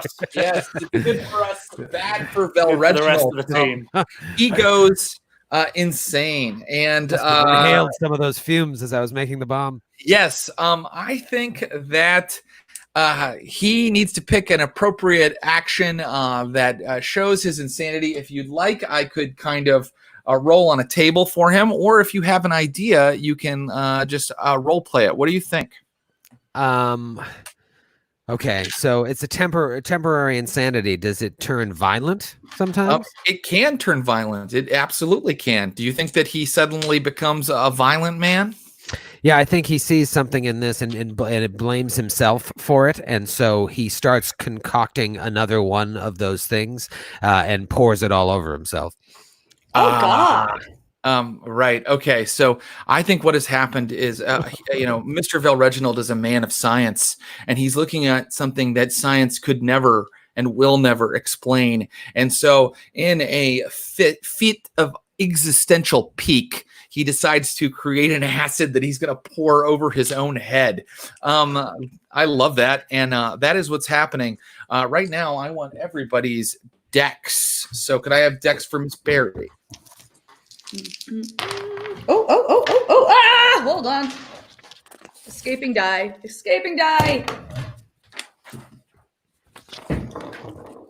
All right. I'm good. I roll a 19. My dex is 55. Oh, your dex is 55. I'm just getting your decks because this. Oh, we're not rolling. We'll do it like kind of a combat in. But good to know that you rolled under it. Maybe that'll become important in a second. And Dr. McCorkadall, how'd you do? Or what is your dex? 60. 60 is your dex. That's correct. Okay. And let's see here. Okay. So Dr. McCorkadall, and I'm sorry, we said you were at a 65, Mr. Vel Reginald. Vel Reginald's a 60 dex. Oh, he's a 60. Okay, yeah. Great. Okay, and we've got our monster and our sailors at 45. So if you're firing a gun, you go first. You go in kind of your own dex order, and then we begin with people who are fighting hand to hand, or running away, or running to grab something. Anything beyond firing a gun. So I need to know what you. Well, we know what Mr. Vel Reginald is doing. Give me another chemistry roll. Oh God. That is going to be a 3. A 3, so that is a critical success. Of course it is. Of course it He's is. an old pro at making this concoction now. Except when we were on the boat. You have a very effective acid that you've kind of put together, Mr. Vel Reginald. But I think it takes you the whole turn to mix it. Then it is Dr. McCorkadall's turn. Very well. Okay, can I? How clear is it to me that Mr. Vel Reginald has gone cuckoo bananas and is about to try and acid himself real good? Make a. I think it's. That's interesting. He hasn't. He hasn't said that he's like screaming or gibbering to himself or anything like that. So I think it's unclear. You need to make a psychology roll to know that. Very well. Okay, let's see if I can get under 19. No, he seems fine. He does seem fine. You think he's putting together some kind of weapon or something? Nice one, Vel Reginald. Right, let's shoot this fucker. Okay. All right. So you were going to shoot. Okay, go ahead and make your firearm attack. So yeah, out comes my flintlock pistol, and here we go. 42 on a 65. Nice. Great. Nice. Go ahead and roll your damage. Now, I'm sorry, I don't know what damage a flintlock pistol does. It does a 1d6 hold on. plus 1. 7, baby. Yes. 7 damage. Yes, queen. Your flintlock. I'm a queen. Your flintlock goes boom. It's smoke fills your eyes and your nose with the smell of cordite.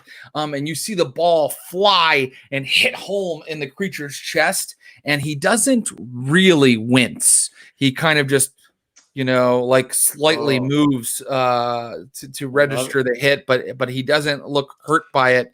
I've shot a few fellas in my time. That's a bad sign. Yes, it is a bad sign. And now it's Miss Barry's turn. Oh man. So Miss Barry witnesses this pistol not doing much. So decides she doesn't want to get super close to this dude. So she decides to take her butcher knife and just hurl it as hard as she can at this guy. Okay, great. She would normally use her throw skill to throw something. Oh, I don't know if she doesn't really have a throw skill. She doesn't. Would she? I think that when she was raised on the street, she had to use her knife probably up close. Up close? But I'll still allow you to throw it if you'd like. I'll still allow that. It'll just be, what? I'll be really. Okay. Yeah, go ahead. Well, you have an idea. How about instead, since I have absolutely no skill in throwing, I All right, I try to do another little like stealth roll to hide behind one of the chunks of the igloo that hasn't been completely melted down yet. But I love this idea. It's like closer and to the side of where the our monster man is. I love this idea, and so Miss Barry, give me that stealth check. It's not going to get the bonus die this time because you're doing it in the middle of a fight and sort of. Yeah, I failed that miserably. Would you like to push it, or would you like to use luck? I'll push it. Okay, go push for it. Real good. Good. Yeah, push it.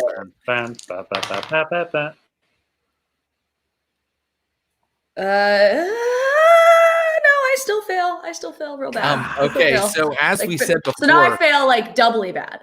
Yes, you do, and something horrible happens when you push great. and fail. And so here's what I'm going to roll. You are trying to kind of sneak, and like the wind is going, and guns are going off, and you are literally running on ice. So as you kind of try to hunker down behind this piece of igloo, you slip, and you are slipping toward the fire, toward the creature, not a place where you'd be safe, but into a place where you're in danger. And so now I need a dexterity check hard.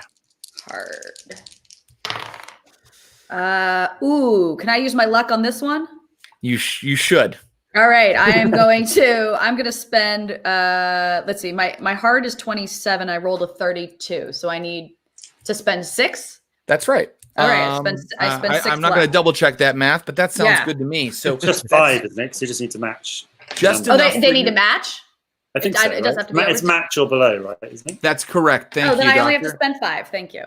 Very good. So instead of falling into the strange thing that's growing out of the pan over the fire, you fall right in front of it.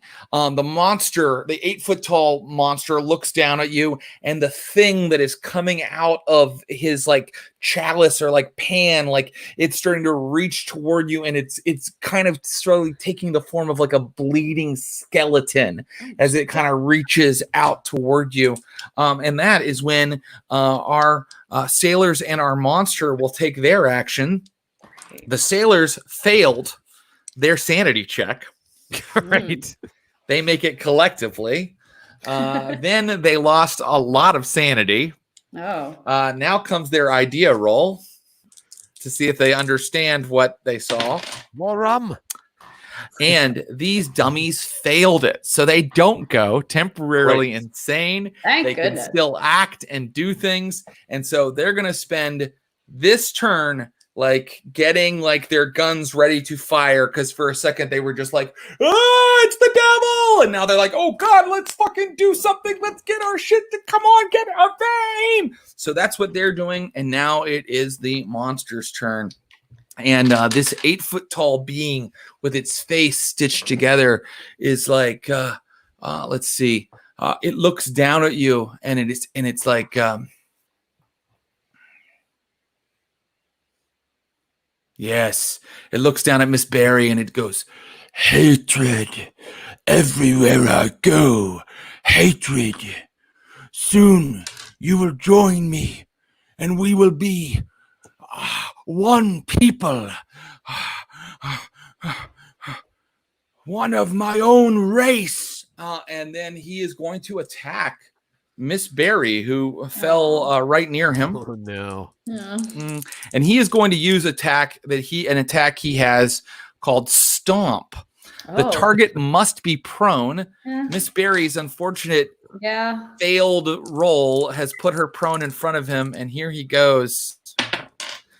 Oh boy. Guess what? He has a 50% chance to stomp somebody. He rolled an 87. So his foot comes down hard. Miss Barry rolls out of the way at exactly the right moment, and he doesn't crush your skull, and you hear him howl in anger. like Rocky. Okay, and then it is back to the top of our order with people who are firing guns. Unfortunately, you have fired yours, McCorkadal, and it is a flintlock. Fortunately, I got 2, baby. Oh, that's right. Yes, flintlocks only fire every 4th round, but McCorkadal brought 2. So, McCorkadal, you may go first. Oh no, I'm sorry. Vel Reginald goes first. Yes. How Very temporary is important to my remember. insanity? Oh no, but Vel Reginald isn't firing a gun, so it is you. It is you, McCorkadal. Go for it, my friend. Okay, great. I'm whipping out my second piece, my second iron, and I rolled a 10, which is A 10. That's really for me, good. Is an extreme success. Great. Go ahead and do with an extreme success. Do double damage. You. More. 6. Total. 6. Okay. Let me see. Bam. Okay. That hits him a little more, and all the soldiers, as I said, were getting their guns ready on their turn, and because they're firing guns, they go before everybody else, and here they go with their attack. Oh yeah.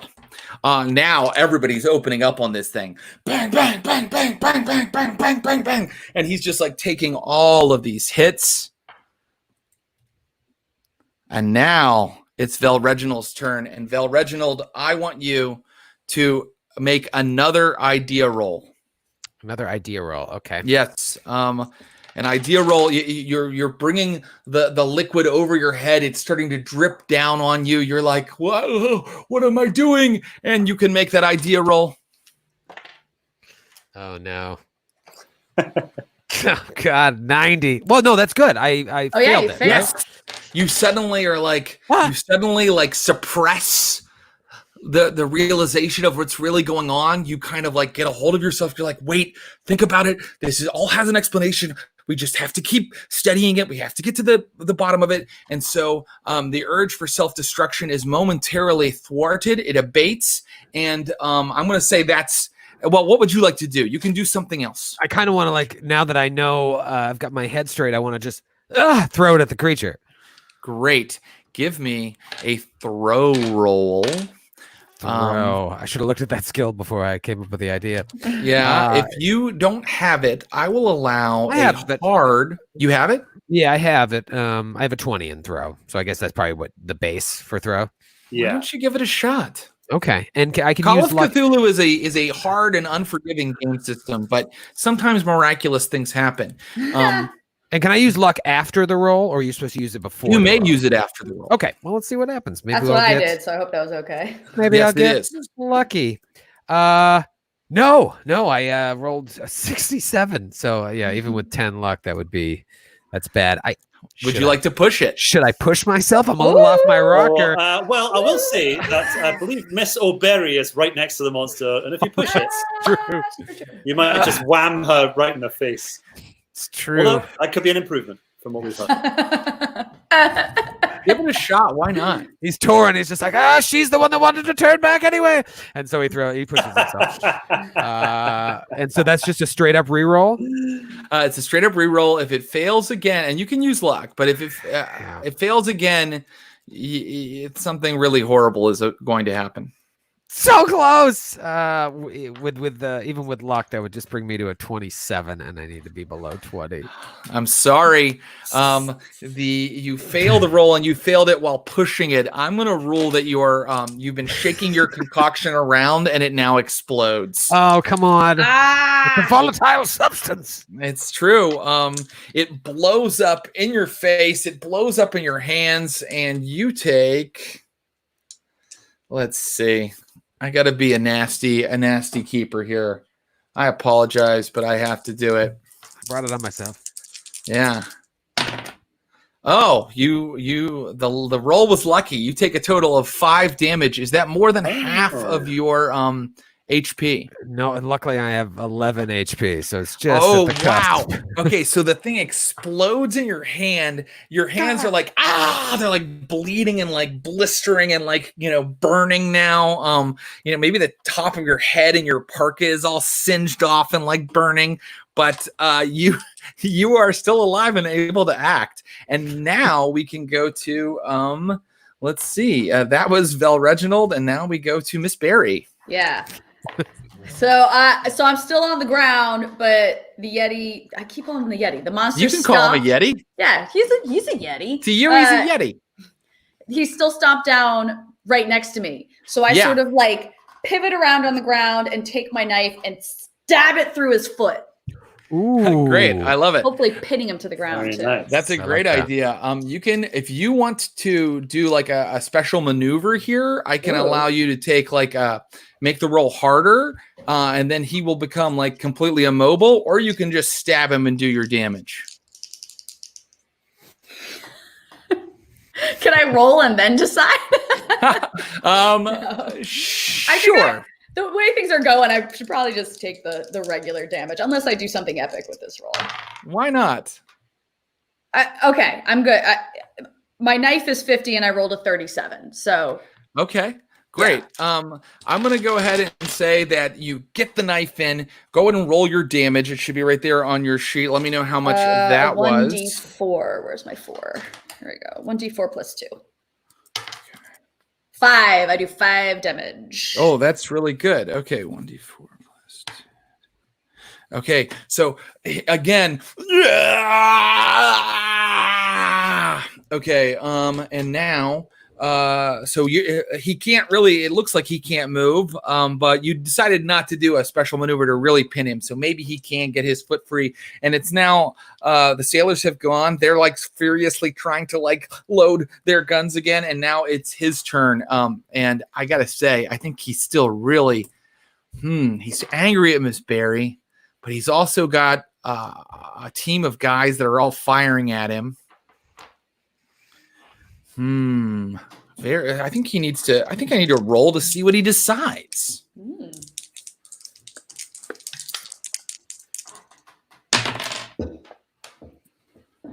Oh yeah, he is not going to be smart. He's going to be really kind of angry, foolish, and vengeful, which is part of this creature's nature. And so he does once again attack Miss Barry, and he does that with his brawl this time. Let's see how he does.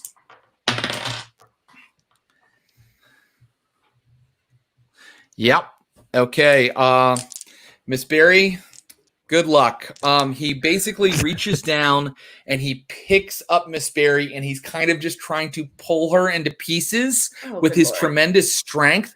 Beneath him, the thing coming out of the pan is now formed into like a full bloodied skeleton with like, it's like muscular is starting to become apparent. And McQuarkadal, there's something about the face that looks somewhat familiar. No. But first, let's see how much damage this did to Miss Barry. How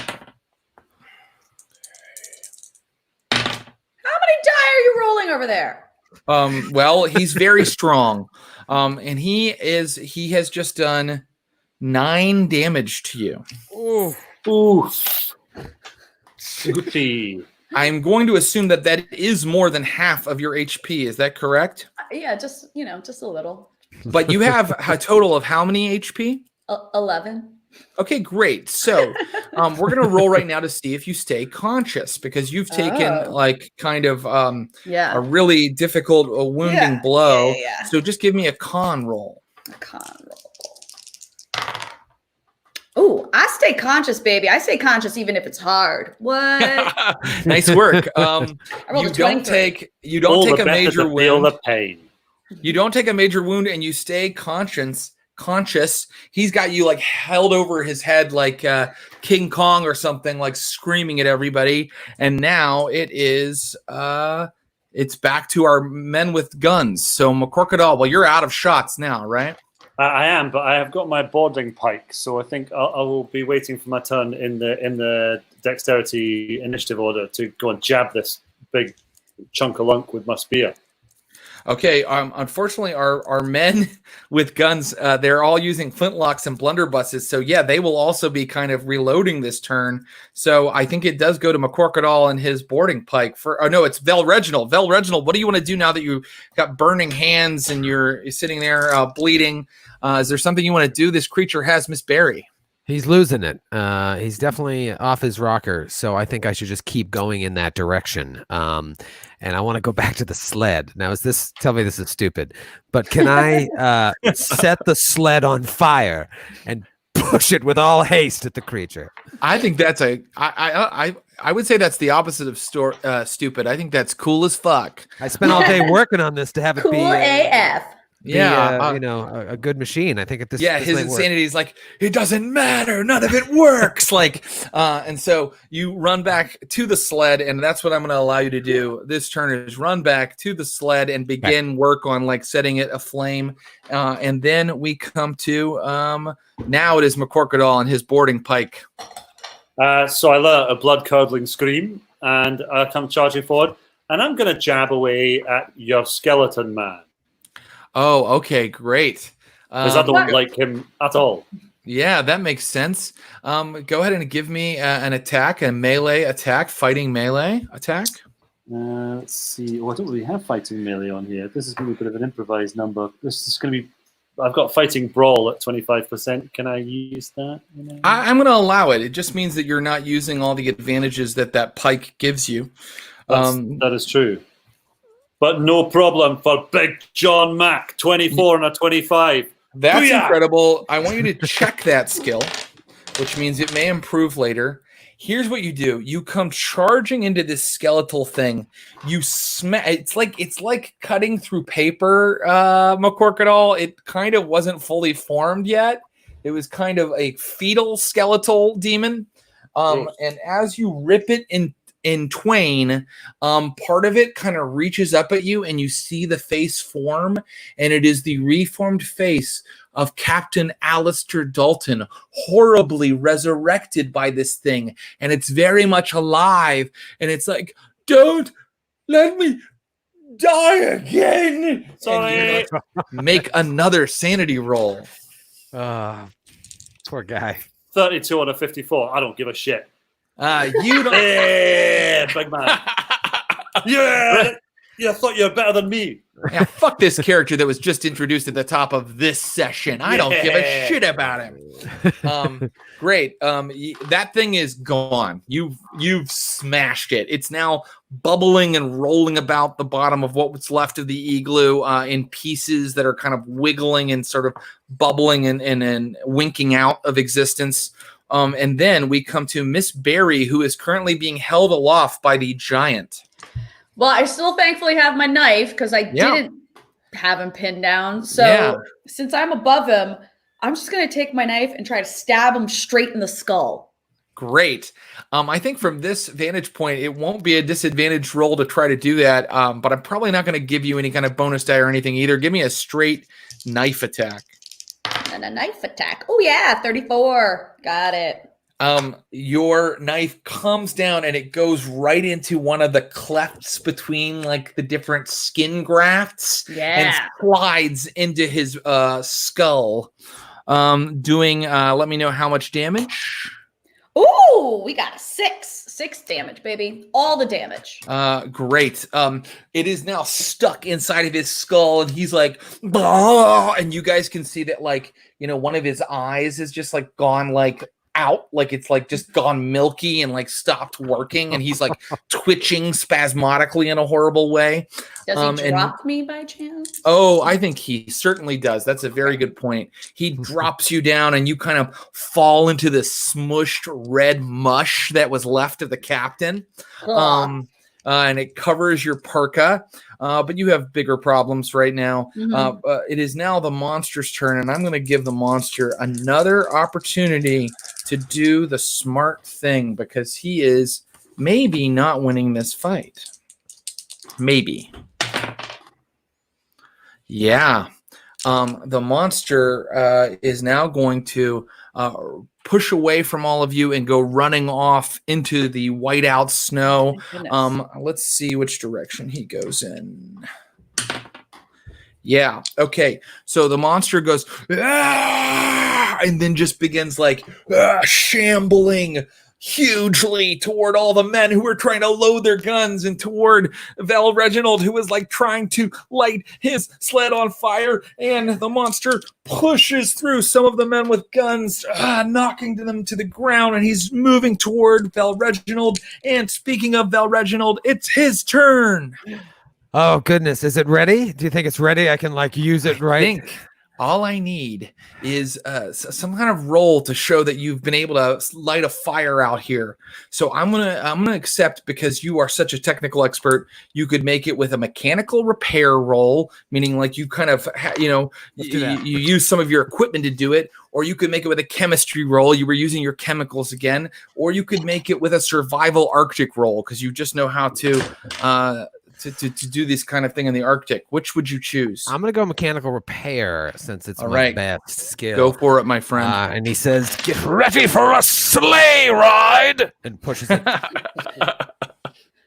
All right. So I have a 65. I rolled a 67, but I'll use 2 luck to make it work.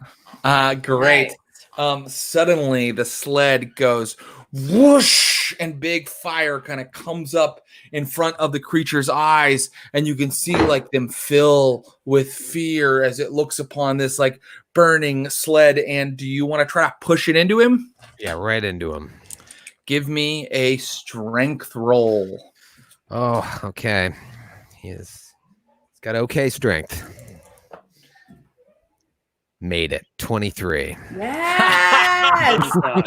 Reginald takes his flaming sled and he slides it as hard as he can toward the monster that's like careening toward him. It smashes into him. It starts to break apart into kindling, but this enormous flame goes up on the outside of the monster's parka, and now it's like a guy in a 70s stuntman action movie beating itself and flailing about wildly as the fire goes up on it. And now that brings us to McCorkadal. I would say it looks like the good Mr. Val Reginald has the situation well in hand, but if he doesn't mind me also joining in, I might also go and try and jab this big fella with my spear. I'm also on the ground with 2 health, Doctor. Yes, I'm so sorry. I'm so sorry. I got so excited. I got so distracted by the extra from an episode of the A-Team about to jump onto a trampoline and be blown across the top of the igloo in an amusing fashion. I will of course rush to Miss O'Berry and shake you very hard, because that's basically the extent of 1850s medical knowledge. Are you all right? You can give her first aid if you'd like. Yes, I will indeed give her first aid. I'm going to shoot a massive load of sweet heroin directly into her arm. I rolled an 11, a critical, extreme success, 11 against my 70. Yes! Call of Cthulhu, being the most unforgiving system ever, normally only gives 1 HP back for first aid. But in this case, you can take a D3, meaning... Would you roll it, please? A syringe about this size. Wait, I don't have a D3. I only have a D4. Does someone want to roll a D3? Yeah, I'll let McCorkadal roll it. I see. A D3 is we just do a D6, right? And a D6, and if it's a 5 or 6, it's 3. If it's well, then I can do that. Good news. I rolled a 2, which is a 1. Okay. Wait, you get 1 HP back, but any kind of danger of going unconscious or making more con rolls or anything like that, that's taken care of. You've been stabilized by Dr. McCorkadal, who Dr. McCorkadal also say, as you help Miss Berry, you see in the light of the fire of the thing like being immolated in flames, this journal laying open, and the pages flipping in the Arctic wind, and it's covered in strange anatomical diagrams and weird medicinal charts and notation, as well as strange sigils. I mean, in an ideal world, I'd like to I'd like to stab it with my pike and then flip it into the burning monster. That is an What interesting kind of doctor choice. are you? But I'm going to say that'll have to wait. Well, actually, let's see here. Let me see what this fire does exactly to our friend.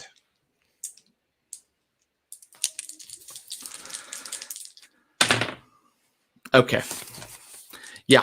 We're out of combat. Before the sailors can even arm their guns again, this creature goes loping out into the snow, covered in flame. McCorkadal, yes, if you'd like to toss the book over onto him, I think that you have a moment to do that. You toss the book onto the creature. It hits the side of him. It also goes up in flame. The creature, flails out into the darkness, into the whiteout of snow, and is just now an orange flicker off in the distance. We are out of combat. Would anybody like to go and investigate, or do people want to lick their wounds? I would like to perform some more first aid on myself. You can do that. All right. Yeah. Can I do that again as well? You cannot do it for her again. Only okay, you could do it for someone else if you'd like. Okay, I succeed, so I get another point. That's correct. Doctor, I could take a little bit of healing, possibly. Could I look at Mr. Vel Reginald? Yes, you may. The sailors are going, it went off that way. Do you think it's dead? Have we lost sight of it in the flames? You just see an orange glow out in the very heavy snow. Uh-oh. Well, also good news. I rolled a 90 in attempting to give first aid to Mr. Vel Reginald. I think I just grasped his burnt hands and I squeezed them very tightly. Push the health back into them. It doesn't seem to be working. No, it's much worse. Is it very painful? It's I much think that worse. means it's healing. I have good news. The whiteout is changing. It is no longer a whiteout blizzard. It is now just heavy snow again. And you can see that the orange glow of the fire has kind of gone out up ahead. And the sailors are like, should we go look?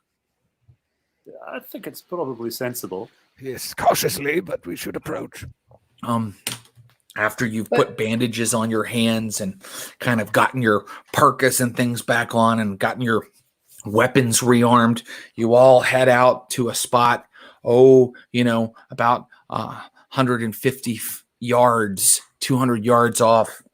And you come to a place where you see that the ice has broken open. And there is a hole. And down in that hole is deep, black, icy water.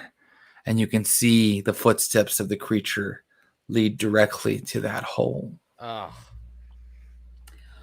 this has been fun. Back to the boat.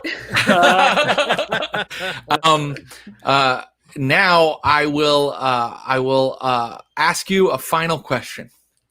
Does the expedition head for the pole when they return, or do they finally listen to Terry O'Berry and turn around to civilization? Listen, we've come this far. We've lost too many good men. I'm setting the scene. It's on the ship.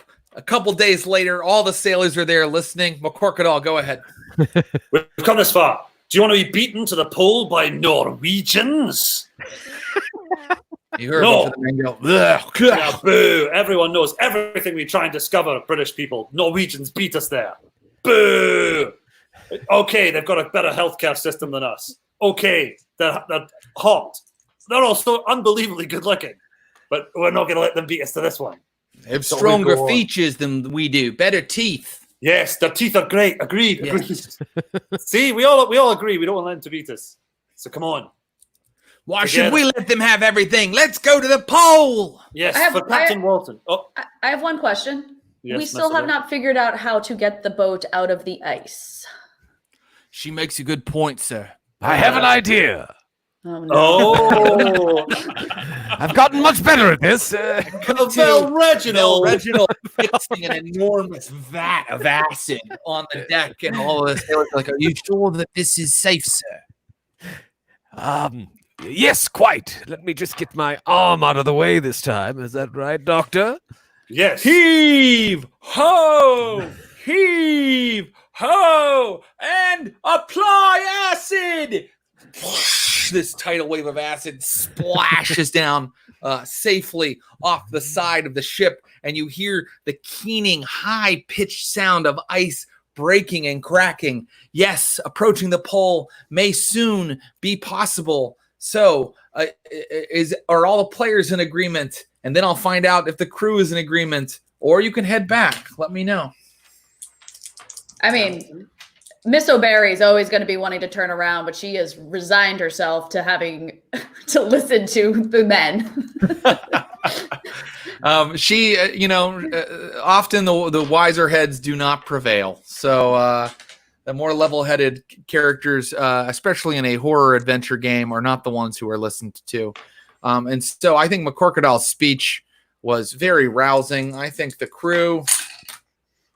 Yes, the crew is in agreement. They're ready to go. Is everybody ready to head to the pole? Yes. Fine. Then write our names into the history books. Let's find out what the final fate of the ship, the Lazarus, was. Who has Arctic survival as a skill? What? Yeah. I have inclement weather survival. Oh, you can roll that. Okay. Unless somebody else has Arctic. I do not. I made it. Another Larry Bird, 33. Oh my God. Ladies and gentlemen, the first man to reach the North Pole in the year 1846 is the inventor, adventurer, and scholar, Johnson Vell Reginald, with his team, Dr. McCorkadal,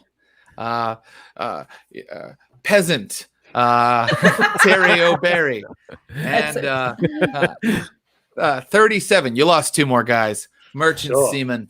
And it is the dawn of photography, so it is very annoying that you all had to stand out at the pole for 6 hours until the film developed. But on the wall of the Neptune Society in Limehouse in London, there is a photo given a place of honor. And it shows your party standing tall, proud, and frigidly at the North Pole. Yes, the history in this world is very different from that of our own. And you are the first people to reach the North Pole. Congratulations. Woo! You did it. But in the photo, Miss O'Barry, And you can check that survival skill too, by the way. Like doing that, where her hair flipped up and somehow she managed to hold it for 6 hours. She's like, yeah, she looks like very irritated. Like it's the 1840s, so everybody is not making a smiling face, but she in particular is like just staring daggers out at the camera. Also, the doctor lost his hand to frostbite. Okay, normally we'd roll for that, but I'm just going to take your word for it. Guys, that was my adventure for today. What a great group of players, and what a fun time was had. Thank you guys so much for coming in and playing with us. I want to thank Troy Lavallee. Please check out the Glass Cannon Network. They've got 6 podcasts, and they're all really fun and cool and have incredible adventures every week. And check out Mythic Quest, Raven's Banquet, and check out all the things that our friend Allison does. You were just on something called Quarantine Quest for D&D Beyond. I was. We played that last weekend for charity, which was right. great. So if you are a D20 fantasy role-playing fan, you guys should check that out. That's up online. Yep. I want to thank my players again. I am going to ask them, please, please, please come back and play with me again someday. And I will say goodbye. Bye. Bye-bye. Thanks, guys. Bye. Oh my God, my hair is in full quarantine mode. Look at that. I look like my haircut is from my hairstyle is from the 1840s. That was my really strange riff on one small part of the Frankenstein novel.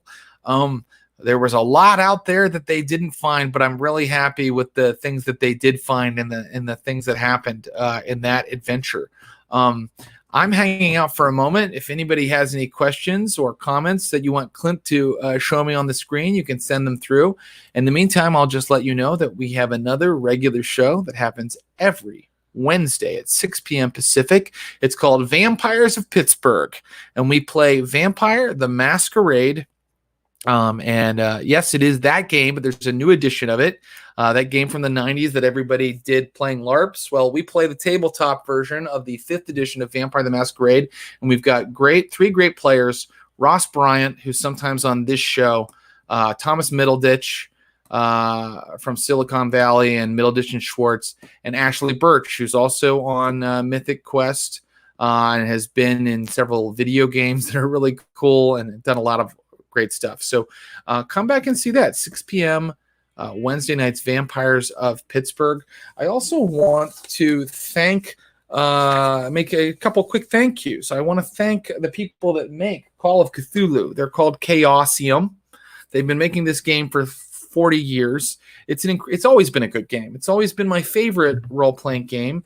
And sometimes we use little things from old out-of-print scenarios. So in particular, our map was from an old Cthulhu Gaslight scenario called The Scuttling.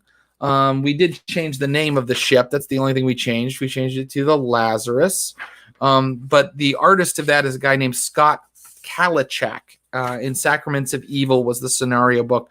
So we just want to make sure we gave him credit for that. And we gave the good folks at Chaosium credit. Let's see. What are all their names? Because they're so great. Originally Sandy Peterson.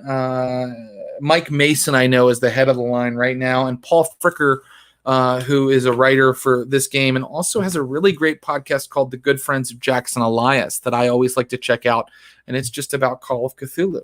So, give those guys support. Find them online and buy their game because it's such a good game. You can do so many cool things with it. Was your Frankenstein's monster a scientific creation or a cult? Great question. This was because we're playing Call of Cthulhu. I wanted to work in the Cthulhu mythos in some way. So they didn't find a lot of the clues that would have let them know this, but it was a bit of a nod to The Case of Charles Dexter Ward, which is a story by Lovecraft that features a formula for resurrecting the dead. And so that was the way that this creature was created, and the way he was trying to create more of his kind so that he wouldn't be so alone.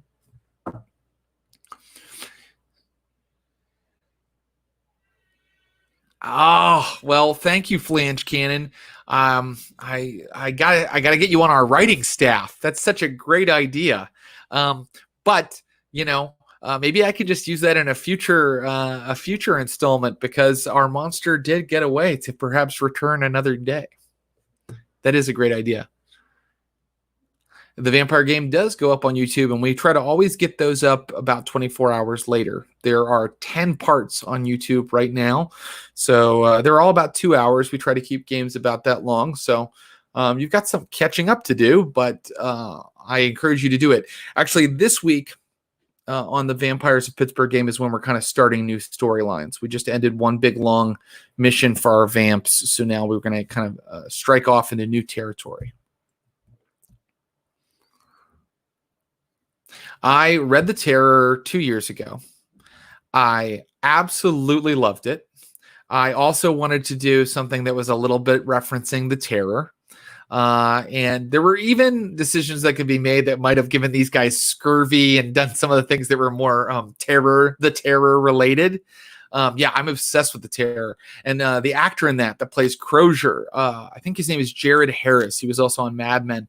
I got to meet him one time. He likes to go to stand-up comedy shows. I'm a stand-up comedian, and he came to a stand-up comedy show I did in West Hollywood at a bar called Bar Lubitsch, and I saw him right after I had read The Terror, and I knew that he was in the series, starred in the series, and I was like, oh my God, I just read The Terror. I can't wait to watch your series. And he was like, oh, you read the book? He was like, it's kind of a downer, isn't it? And I was like, I got to be honest with you, I loved it, but it is nothing but scurvy for about 300 pages. So much bleeding gums in that book. It's a lot of scurvy. What mythos goodies would they have found in the journal? Well, the journal is destroyed, so Yeah, well, I mean, you could probably figure out for yourself what they might have found. They probably would have found an alchemical process for breaking down a body into its essential salts and then resurrecting it once more. They probably would have found that. They probably also would have found out who wrote the journal and a little bit about that person. But McCorkadall, is he a smart character? Yes, he is. He's a smart character who knows that the mythos is not something that you toy and play around with. A different character might have saved it. I try to kill characters, and I think that there was certainly a chance where Miss Barry might have bought the big one tonight, and also Val Reginald. The dice were on their side, but they got really close.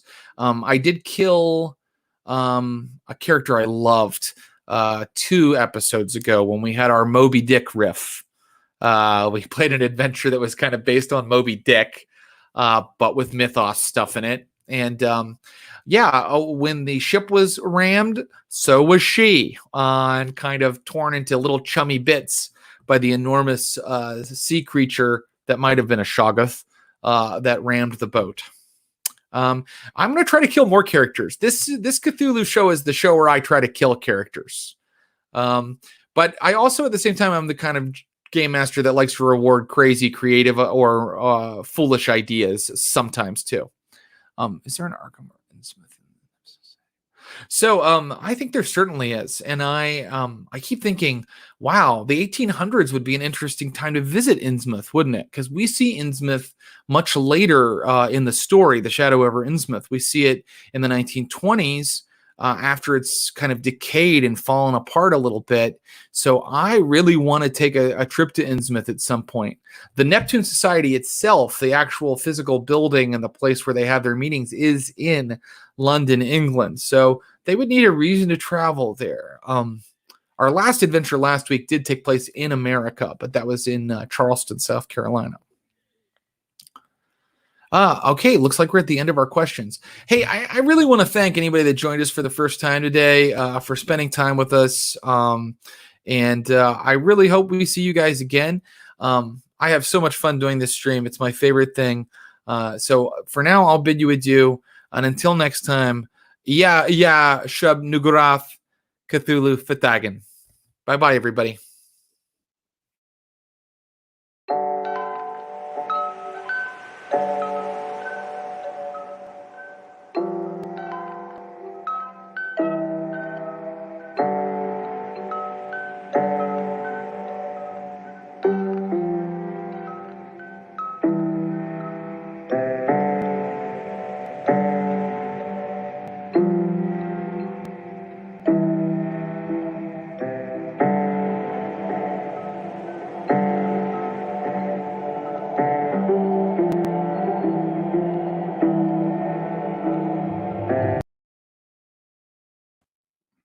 Hey, forgive me. I signed off before reminding you all that the music that you just heard is by a viewer named Warbird. And you can hear more of Warbird's compositions at soundcloud.com Warbird.